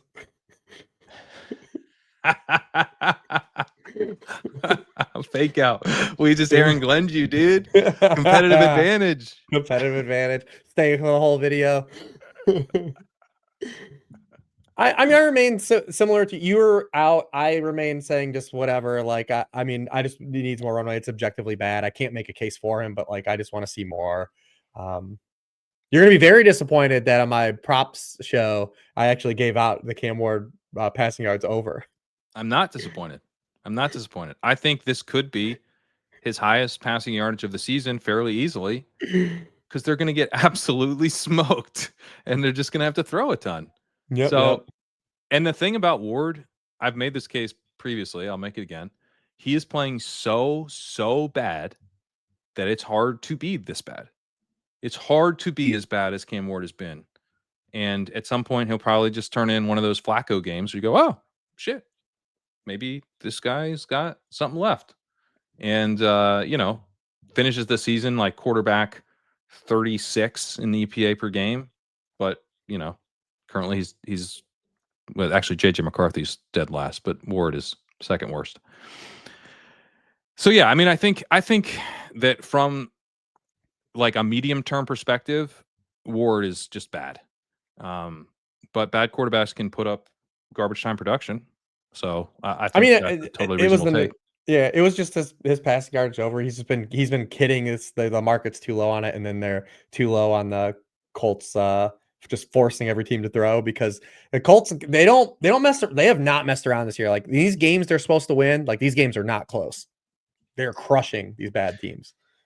Opponents have a 70% pass rate against the Colts this year, a 4% pass rate over expected, and in pass rate over expected, they're shifting 3% toward the pass. So it's like they've led by double-digit points for 38% of their offensive snaps this year. They're a pass funnel. They're just straight up a pass funnel. You got to throw against the Colts. It's not really a matchup thing, which makes it a little tougher. Yeah. It's just you're screwed. So it's helped they've had a bunch of cornerback injuries. Well, and that continues this week. Ward remains on IR. I noted last week that Chris Lamons, who'd been their nickel corner, had been playing pretty well, and that maybe Kenny Moore would play on the outside when he came back. He didn't. He replaced Lamons. And Moore has actually not been that good this year in terms of like yardage allowed per snap. But that left Mekhi Blackman and Jonathan Edwards on the outside. Both guys have been major liabilities. So, yeah, I mean, that's another reason why if you want me to look silly for just hammering Ward is like you could already call them a bust. Like that's where I'm at. Like I think very likely is a bust. Not guaranteed, but just I don't really get like why there's still so much optimism for him. Like, like what are the Titans going to do next year? Like what's the alternative to reset, to do the Josh Rosen and to be like, this didn't work. It still could happen. I would Rosen it. It could. I mean, happen. Obviously we're halfway through, so they're obviously getting a new head coach. So what I would honestly do is not go anywhere near that job. Absolutely not. Talked about it last week. Just don't do it, man. Don't make this the one shot you get. Like if it was going to be, at least get him fresh right out of the draft. A whole year of a terrible offensive line and bad habits of him just chucking it up and whatever the fumble thing is. I mean, I don't know what's going on there. Anyway, I mean, I'm not I'm not a playing any of Ward these guy, but guys. I was just, I, I was just, yeah, but I've got to do for the shipcast. We do the overs, usually overs because we watch the games and it's not very yeah, fun to yeah, pick unders. right. And so for the pick'ems, and I've done a Ward one and it hit. And maybe I go back to the wall this week. I promised the guys I would stop with the Ward stuff. Mm-mm. But maybe I'll go back to it. Yeah, well, the books just So keep setting like his line at like basically like 200 passing yards every week, and like he just keeps getting there, and then yeah, yeah, it's great. It's very small improvements these last 2 weeks for him in terms of like completion rate stuff. He also is coming off of a season high 7.5 yards per pass attempt. It's like nothing to throw a party about, but very season high small. success rate, Mm. 52%, 52nd percentile success rate, not 52%. That'd be And good. the one thing I will say It was about like them last 46. week is they could have easily turtled after the head coaching change and just said, "Hey, we're going to run Tony Pollard and Tajay Spears a bunch," That's and they true. didn't. And they didn't do that. And they That didn't do I it. do. I know that too. 76% pass rate, highest of the season. So they're still doing the Brian Callahan stuff, and he came from Zach Taylor and passed a ton last year with Levis and Rudolph and stuff. So that was not a guarantee. So that was nice to see. But if you're going to do any stuff like with the Titans, it's all just like player prop stuff. Like you're not getting any of these guys in DFS, whether it be Iomanor or DK. What are you I'm not chasing? playing the running backs. No, oh, absolutely not. Yeah, you could maybe talk me into DK as like a punt DFS thing in large field. I don't know. 67% route participation and It'll hit probably go 2.69 up yards per route run. with Lockett gone, Yeah, probably go up. at least a little bit. And Ward, like that one throw he had on the DK touchdown was sick. Look, I on some level I do understand the optimism because when Ward looks good, he looks awesome. But when he doesn't look good, it's Yeah, I the feel the rest same of way the about game. Michael Penix too. Like, because when Michael Penix, like, 'cause he's got such a howitzer, like he makes throws where I'm like, man, what a laser beam. And then like Totally. the other 70% of snaps, I'm just like, what is this? What do we have here? What do Yeah, we but I really mean, have? his efficiency's been okay. At least it's like Yeah, you're in a range where like I mean, it's mediocre, but it's not disastrous. his infrastructure is a lot stronger. It's way better. It's way better. Yeah, Yeah. I love Zach I hope Ward Robinson. I eventually actually proves me think wrong. I think I Zach root for a good Robinson is going quarterback to play be. in the league, but Oh, good. Yeah, I hope so too. Yeah, and people always say like, you know, do you want to root for your takes? I'm like, I want as many good fantasy players as possible. yeah. I think it just has a really like the pessimism for me on Ward is that like it's it's got to be like a lot has to change basically. If you give me a new coach who hey, you ignored my advice, but I'm glad you turned this guy around. Then Yeah. I'm into it. But I really struggle to see how Especially in he really quarterbacks. I'm flashed so much happy to this be year. wrong. Like, I'm happy to be wrong Yeah, with quarterbacks. me too. We have one here in Daniel Jones. Very happy to be wrong about Daniel Let's talk Jones. about it. Daniel Jones absolutely crushing this year. Um, I've noted like his success rate's been so good that it's like going to regress. Well, it has regressed. Okay, he's now at a rate that's like normal-ish. It's a very, very good, but it's not like outlandishly good. His EPA per game and success rate, he's basically overlapping with Patrick Mahomes, except Jones has been slightly better. um, I mean, he's been every single game this year. He's been good, except the Rams. He was 42nd percentile in EPA per play then. The one thing I would say, or two things I would say, if they can't play from ahead, I'd be a little bit worried about Jones. And if they're facing a legitimate pass rush, I would be worried about Jones. He's playing the Titans as 14.5-point home favorites. Without Jeffrey He'll be Simmons. just fine without Jeffrey Simmons, one of the best DT1 in pass rush win rate. And L'Jarius Sneed was put on IR. So Yeah, cool yeah, Titans fans. You have even more to root for. yeah. It is rough. I'm really glad we did this game before the Broncos Cowboys. I'll say that. Yeah, it was right to pivot. But again, like, even we have a team with a 30-point team total. And how confident are you playing any of these passing pieces? It's spread out enough. I mean, Warren's gonna do something. So I But feel he's somewhat confident in expensive him. now, and He's you can feel expensive. good. Last time these teams played, the Colts had a 36% drop back rate in the second half. Tyler Warren ran 8 pass routes in the second half the last time these teams played. And you're paying a premium for him now. Like, this isn't week 3 Yeah. Tyler Warren. Like, he can definitely Yeah. score a touchdown and still be efficient from like a yards per out run stance and a high usage rate. But like, are we going to get the run out this week? It's tough, man. They just don't need it. They don't need to pass. And so much of what they do is built on the run. Like, they do pass. I think your best chance here is that, like, so the Colts on 1st and 10 have had pass rates over expected of 5, 2, 13, 6, 16, and 2 and 19% week by week. So every single week, positive pass rate of expected on 1st down, sometimes quite high, including against the Titans. That's the 13% was against the Titans in week 3. They're prioritizing the pass when you don't know whether they're going to run or pass, which is smart, and it's helping Daniel Jones out. And so maybe Daniel Jones is like really efficient on early down passing and gets the touchdowns. I think that's where the passing game ends up crushing here. And I mean, there's a good chance of that because it's a really good matchup against a beat up and bad defense. But fundamentally, they are a run first team. They've peaked at a 68% pass rate against the Rams. Other than that, was actually last week they were at 64%, and they've been below 60% in every other game. Against the Titans, they were at 54%. So they're going to run the ball a bunch. Taylor is just an absolute smash here.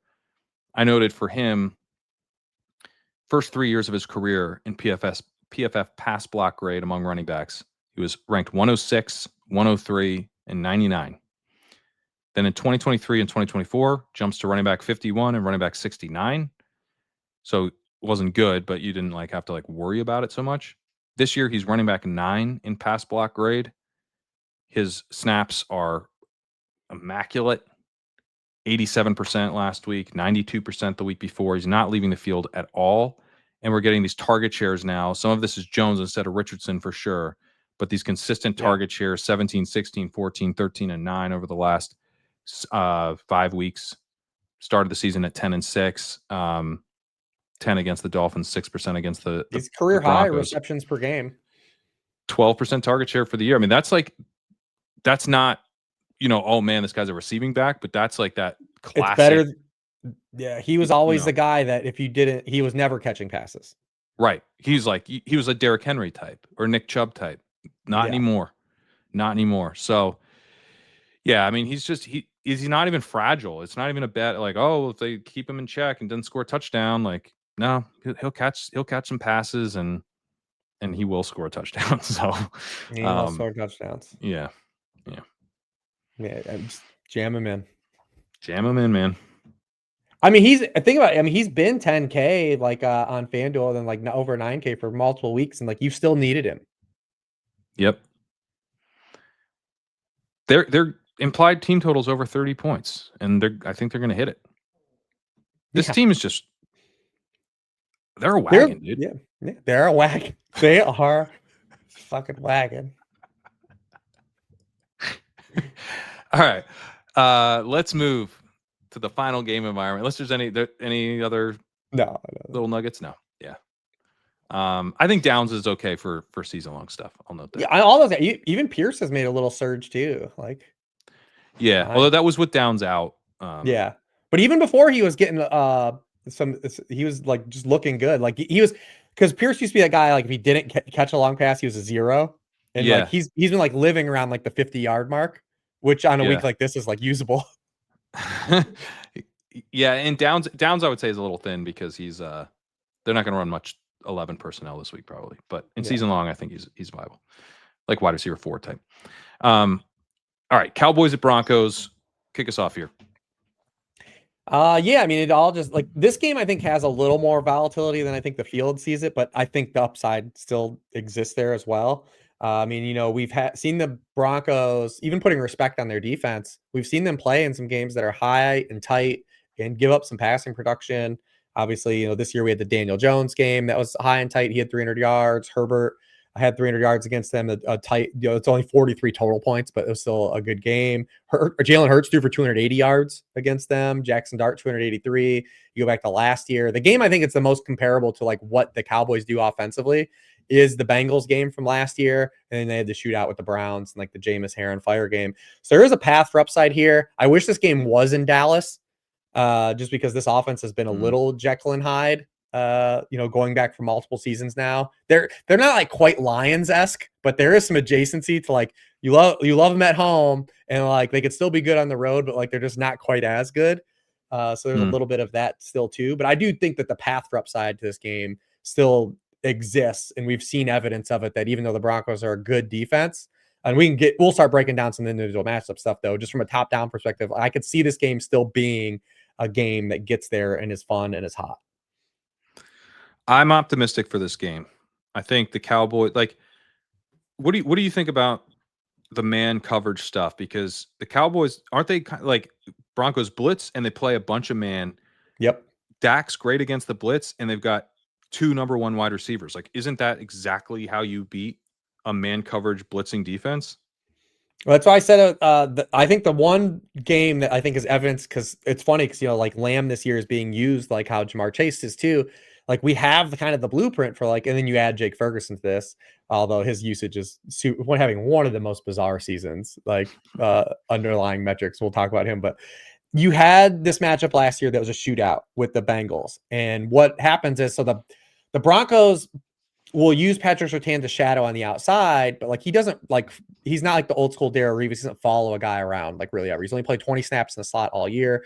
Last year, like we saw this with Jamar Chase, had the 9 for 100 on 15 targets in that game because he played 35% of his snaps in the slot. That's where Lamb is this year. Typically, Lamb used to be higher. He used to be like a 50-50 player, like an Amon-Ra St. Brown, but like more explosive juice outside. But because Kevontae Turpin's playing more snaps, like it's reduced Lamb's like full on slot role when they go 11, because Turpin really can't do much of anything else as a rural receiver. But it does allow Lamb to move away from Surtain. And when Lamb's outside, he'll probably see Surtain, which again has a trickle down effect too, because that means Pickens will see a lot more Riley Moss. Yes, Pickens will see Riley Moss. And we saw Riley Moss, who's been a good player these past couple years. But when Riley Moss lined up against T. Higgins, a very similar archetype receiver as George Pickens, he got the business in that game last year. So it'll probably be when Lamb's outside, we'll see Surtain. He can move away inside and get some opportunities away. And then same thing, like when Lamb moves inside, Surtain will be on Pickens. And when Lamb goes outside, Pickens will probably see Riley Moss. So you have that for you too. So that's how I see it kind of playing out in terms of like the deployment and what the Broncos are going to do. It's just what version of Riley Moss do we get? Yeah, and in the slot, who will he be going up against in the slot? I have to pull it up. Oh, the second year guy. I know his name too. God, who they drafted. I know it too. Definitely begins with a J. But I mean, it's just not, the Surtain stuff just doesn't scare me that much, because no, we talked about this completely shadowing him. We talked like the era of like cornerback wide receiver matchups like has died for a reason, because these guys, NFL is predicated on, even teams that play a lot of man like the Broncos, it's still like a 45% rate. Like, right. Yeah. So, I mean, and then the thing too is that like, I think the Cowboys have the part that would probably worry me the most. Jaquan McMillan was his name. I knew it was a J. Okay. Jaquan McMillan. The pass rush for the Broncos has been awesome. And so you've got, by the way, McMillan and Moss have both been like okay this year, and Surtain in terms of yards per snap has been what you would expect. It's been awesome. But yeah, it's the secondary is good. We know that. But the pass rush, they're first in pressure rate, fourth in quick pressure rate, fourth in blitz per drop back. So they do blitz to get there, but they get there. The Cowboys are fifth best in preventing quick pressure and sixth best in preventing pressure overall. So, kind of strength on strength. I would give the edge here to the Broncos pass rush, but, could this be, even if the Broncos pass rush kind of controls things, could this be kind of like the Eagles last week, where it's like, yeah, there's a low success rate for the Cowboys passing offense, but when they're actually getting their chunks plays, they're big plays. Yeah, they're big plays. And I think you have that out. You also have the out that the Broncos don't harass Prescott, and that he's able to he has answers for what they're I throwing mean, at him. he's typically been one of these quarterbacks. If you want to blitz him, go ahead because he doesn't care. 4th in EPA per blitz dropback this year, and has been awesome against the blitz over the course of his career since 2023. He ranks quarterback 3 in EPA per blitz dropback, behind only Jaden Daniels and Brock Purdy. And he's been great against man as well since 2023. Only Jared Goff has a higher EPA per play against man, and he's got the horses, man. Like this is Yeah. It's your guys versus our guys. Well, that you've got CeeDee Lamb and George Pickens. I think I want your guys. So I think it's kind of the fun version of the way I talked up the Patriots. Like, hey, I think they can still score points here. It's like, yeah, but to what Yeah. end? Like, are they winning you a tournament? I'll probably play a Drake double just for the fun of it. But like, Dak is probably how you actually win a tournament. Like, if he can withstand this year, or Bo Nix is how you win a tournament, and you have CeeDee Lamb coming back or something like that, and this game environment goes nuts. You could certainly see that also working because he actually gets the really soft matchup. Do you have anything else on the Cowboys before we move to the Broncos? No, I think this is passing game only. I think the one Cowboy I think the Cowboy that's the most fragile here is Javonte. And I know it's the revenge game. I mean, they're the revenge game stuff, but only Jonathan Taylor has rushed for more than 70 yards against the Broncos this season. And going back to last year, the only running back to rush for 100 yards against them is Jonathan Taylor, who did it twice since week 10 last year. I think this is a game where you can still get a touchdown from Javonte Williams, but I don't think we're getting like 100-yard bonuses and stuff like that from him. You can maybe get some more additional receiving stuff for him because the quick pressure stuff, but I don't think he's the one Cowboy. I'm not even gonna, I'm gonna have 0 of him this week. Are you playing Ferguson? I mean, Yes, more a season long, little I bit. assume. Yes, I'm gonna play a little bit of Ferguson because of the quick pressure stuff, as I think Yeah, that it still could aid him. But I'm not as confident in Ferguson because I hate the salary bump that he has. yeah. That's why I kind of made that adjustment to season long because it's 6,000. It's a little Well, tough. because he's the dude, when you look at his underlying metrics, it feels like such a house of cards. Like, Totally. I mean, this dude is averaging 3.9 yards per target, 6.5 yards per catch. Like the whole train is built out of just getting a lot of targets and getting in the end zone. Like, Yeah, he is 96 percentile in open score. And he's getting a ton of targets. but I He's think this 28% matchup is going targets per to out run. keep the volume up. Yeah, I think, and he's, when they played the Giants back in week 2 or whatever, I had CeeDee Lamb as a cover boy of the walkthrough and was very excited about that. And the game ends up going kind of nuts, but Malik Neighbors goes nuts on the other side, and Ferguson is just racking up targets because of the pass rush. He has this super shallow ADOT, and that kind of sets up similarly this week where they could just be getting the ball out really quickly. I think if they're getting the ball out really quickly, it's Ferguson, not Javonte, who could rack up Yes, targets. that's I that's why I'm sticking with it still. And the touchdown equity has been there like the last few weeks. Yeah. So I mean, it's funny is this dude couldn't score a touchdown for 2 years. Now Well, he it's scored like 3 in a game, and then he couldn't score. That's the whole season he used up apparently.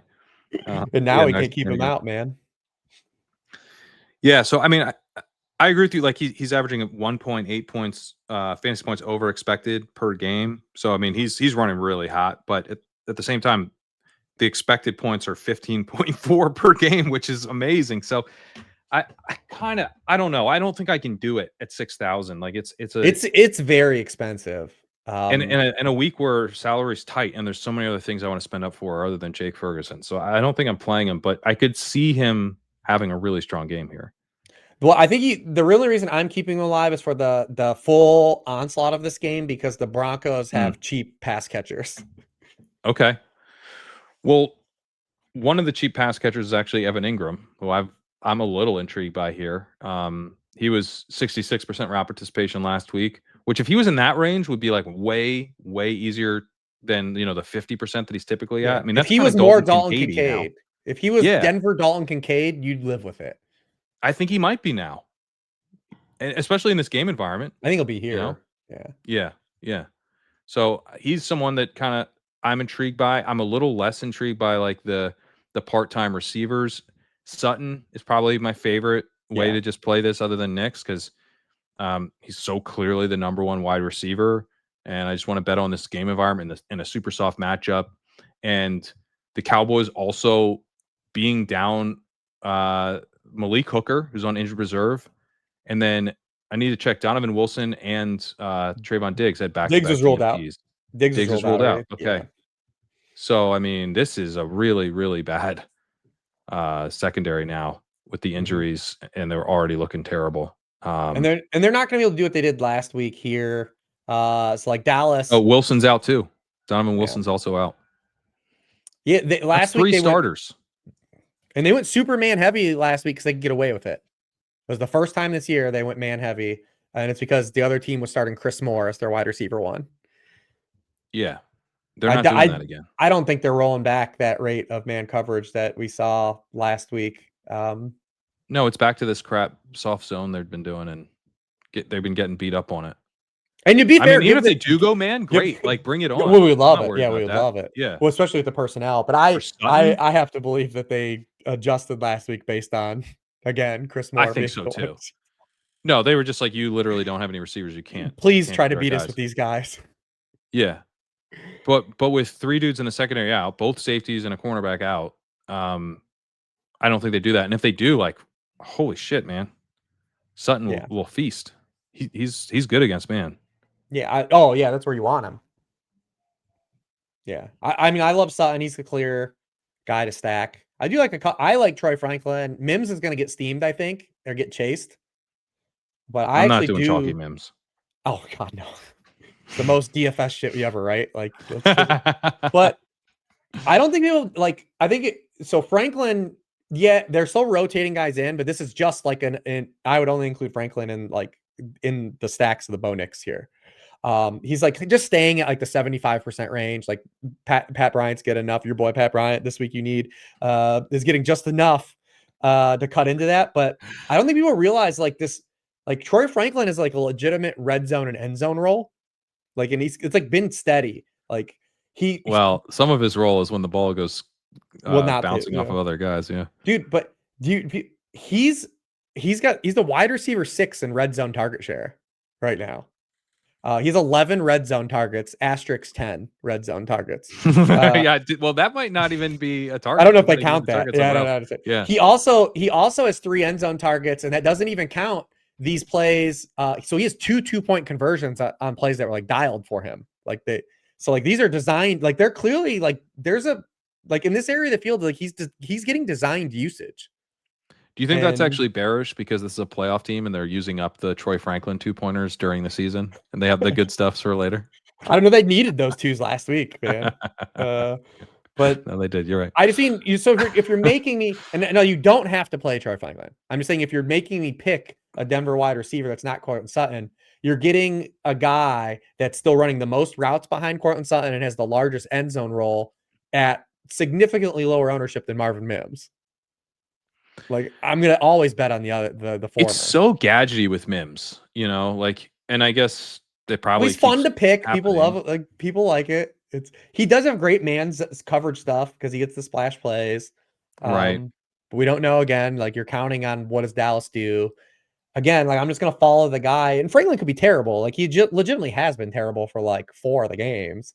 It's just like he's consistently the guy that's out there the most and gets utilized. Like, why would I not play that guy in the spot? If we believe the game is doing the game stuff. The game's doing the heavy lifting, yeah.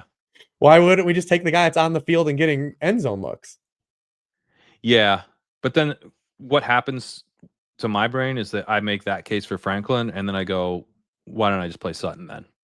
Well, you should play Sutton. That's my thing. Sutton. Like I'm saying, like if you're doing Knicks doubles and stuff like that. But Knicks doubles, I think I would do it with Ingram.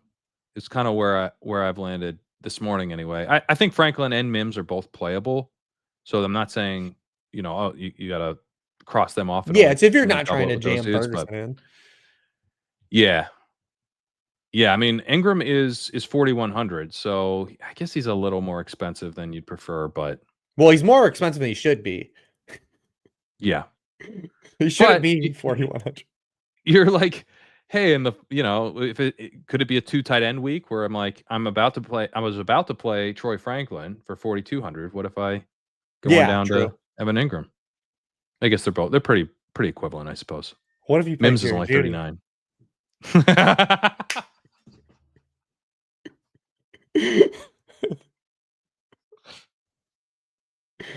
God damn it. We're playing Jerry Judy. He's cheap. Troy Oh, Franklin's man. more expensive than Jerry Judy. Yeah, you know what? I agree with DraftKings, but I'm still probably gonna play Judy. Oh man. J.K. Dobbins, I think, is a legitimate pivot this week. A way to bet on this game environment, a way to bet on the Broncos. Well, he's the A bet way on to this bet. game failing, right? Like he's the bet. Like you would do J.K. Dobbins and no one else from this game. Yeah, I guess you're right. Yeah, but yeah, I mean, I still think the Broncos have an applied team total of 27, and I'm just trying to get those touchdowns. So I don't know that the game needs to like completely fail. It's just that like Dobbins gets the touchdowns, and I'm in like pretty good shape. I'm probably only scoring, somewhere in I'm scoring like 24 points if I'm lucky. Half the points are touchdowns. But I've saved the salary, and these guys stay in check. Where it's like Taylor scores 33, but I've got so much salary to work with, and I'll beat you.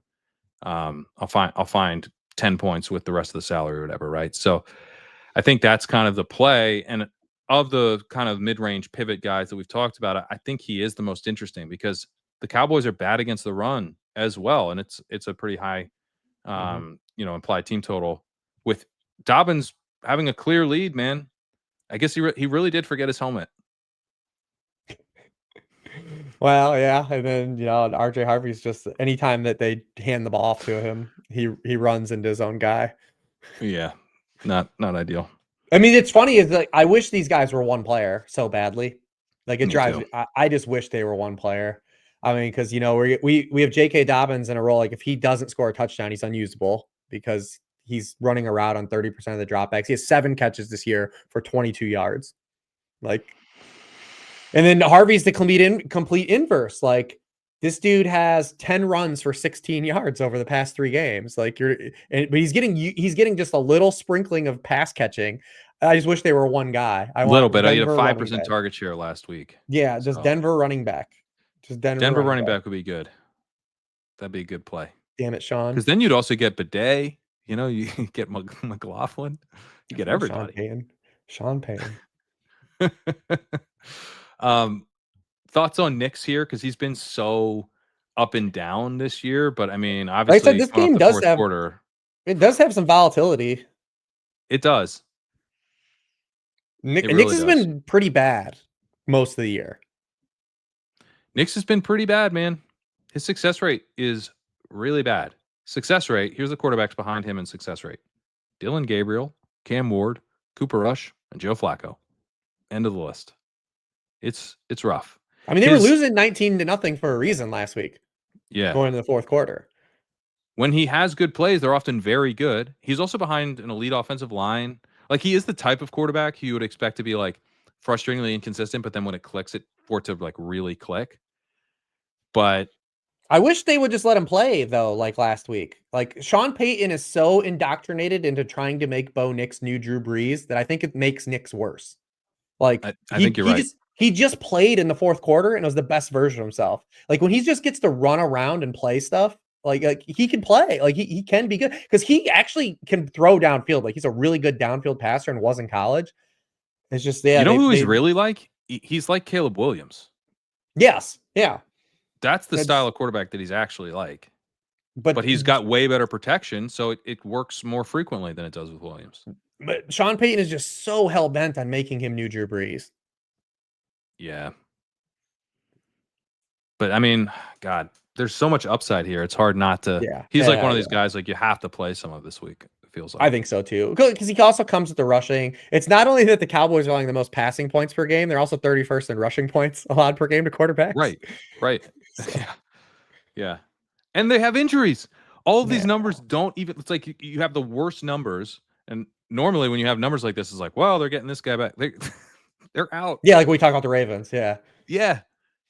It's the opposite. It's like actually 30th in DVOA is probably too good. Yeah. So yeah, you gotta. No, I think it's not comfy because Knicks is very volatile, but man, the upside's for sure here. Mm-hmm. Yeah, it's just a game. I think there's a little more volatility to it, like to the game, but like you have to respect the apex outcome of this game as well. For sure. When you're not playing this game, or would you like try to have a Dobinson, or you just go, this is spread out, and I don't need to have a piece of this. Yeah, I think you're probably looking at something like if you think like the game underwhelms in totality, that means probably Dobbins was just running wild, and then like the Denver defense did Denver actually defense, yeah. step up and did well. So that would probably be Denver like my defense path is of kind of an interesting pivot or a yeah. leverage piece. I mean, yeah, Absolutely. Well, also too, I mean, this is the old school like Jonathan Bales thing. Like people always try. Well, now the meta is you just pay for the cheapest defense that's like either a home or like, but like right. playing these defenses in these games that are supposed to be like up tempo and have like a lot of dropbacks has always been like one of the more sneakier ways to play. The game could literally both teams could still score 30 points, but you want dropbacks because it leads to turnover, sacks, and maybe a defensive touchdown. Like you don't care about the points allowed. Right. Right. No, 100%. All right. We covered it all. That's it. There's one thing, this might kind of take away from the DFS pod I did this morning with Squirrel Patrol and Davis Maddock and Neil Orfield. I was kind of like, all in all, the game environments here are a bit underwhelming, but there's some teams that I think can really bring it this week. And so there's some double stacks that I think, you have the Denver stuff, you have Bears stuff, you have Ravens stuff, you have now Hurts doubles are really easy. Flacco doubles I wasn't even thinking about this morning, but I think you're right. Like that's actually a sneaky fun spot. You could do Rattler stuff. There's like, maybe I'm not doing like I had a lineup last week, as I mentioned, that was just literally the entire Chargers game. I don't think I would have something like that this week, but there's some teams that I think you can kind of bet on them to roll. Like Daniel Jones and Jonathan Taylor would maybe be a way to play that. Teams like the Cowboys have actually been one of these teams where like they, back when they had Zeke and stuff, sometimes they would it's just like the answer was Cowboys and no whoever they were playing. I think the Falcons, they just like put up like The 30 Lions have done this repeatedly. Lions. Yep. Like where you That's get how it feels to me. Yeah, you just get Lions. Get Lions. Yeah. It feels like that kind of slate where like there's going to be answers among these teams, and it's the Colts are obviously like the big favorites to be this team, but it's like the answer was Colts, Yeah. Probably not the Jets, I would say. Not the Jets. Not the Jets. Definitely not. We're looking for competitive advantages. Yeah. Oh man. All right. Anything else to No. Get out of here so I can adjust stuff and you can get out of town. All right, man. Tell the people what you got going on at Sharp Football Analysis. Yeah, sharpfootballanalysis.com. You can go over there, check out all the worksheet stuff. Also, we're doing this week penny for props, where we do it every year, where you can just sign up for our props for this week and it's just 1 cent. You can play all props for a penny. Yeah, so you can just like see some of the stuff we offer and do stuff like that. So it's kind of fun. Just throw some fun money out. I'll note if you got all the way to this point, you're probably interested in some in-depth thoughts. Check out the walkthrough. I have a couple games above the paywall this week. Sign up for the free newsletter because I'll throw out like the London games I started not having behind the paywall, because if you wake up that early, you shouldn't have to pay for content. So there's always the Cover Boy game above the paywall and everything. So legendaryupside.com. It's also only $10 a month for the walkthrough. So appreciate you if you sign up, and if not, hope you enjoy the free content. And we'll be back here next week to cover week 9. Good luck to everybody in week 8.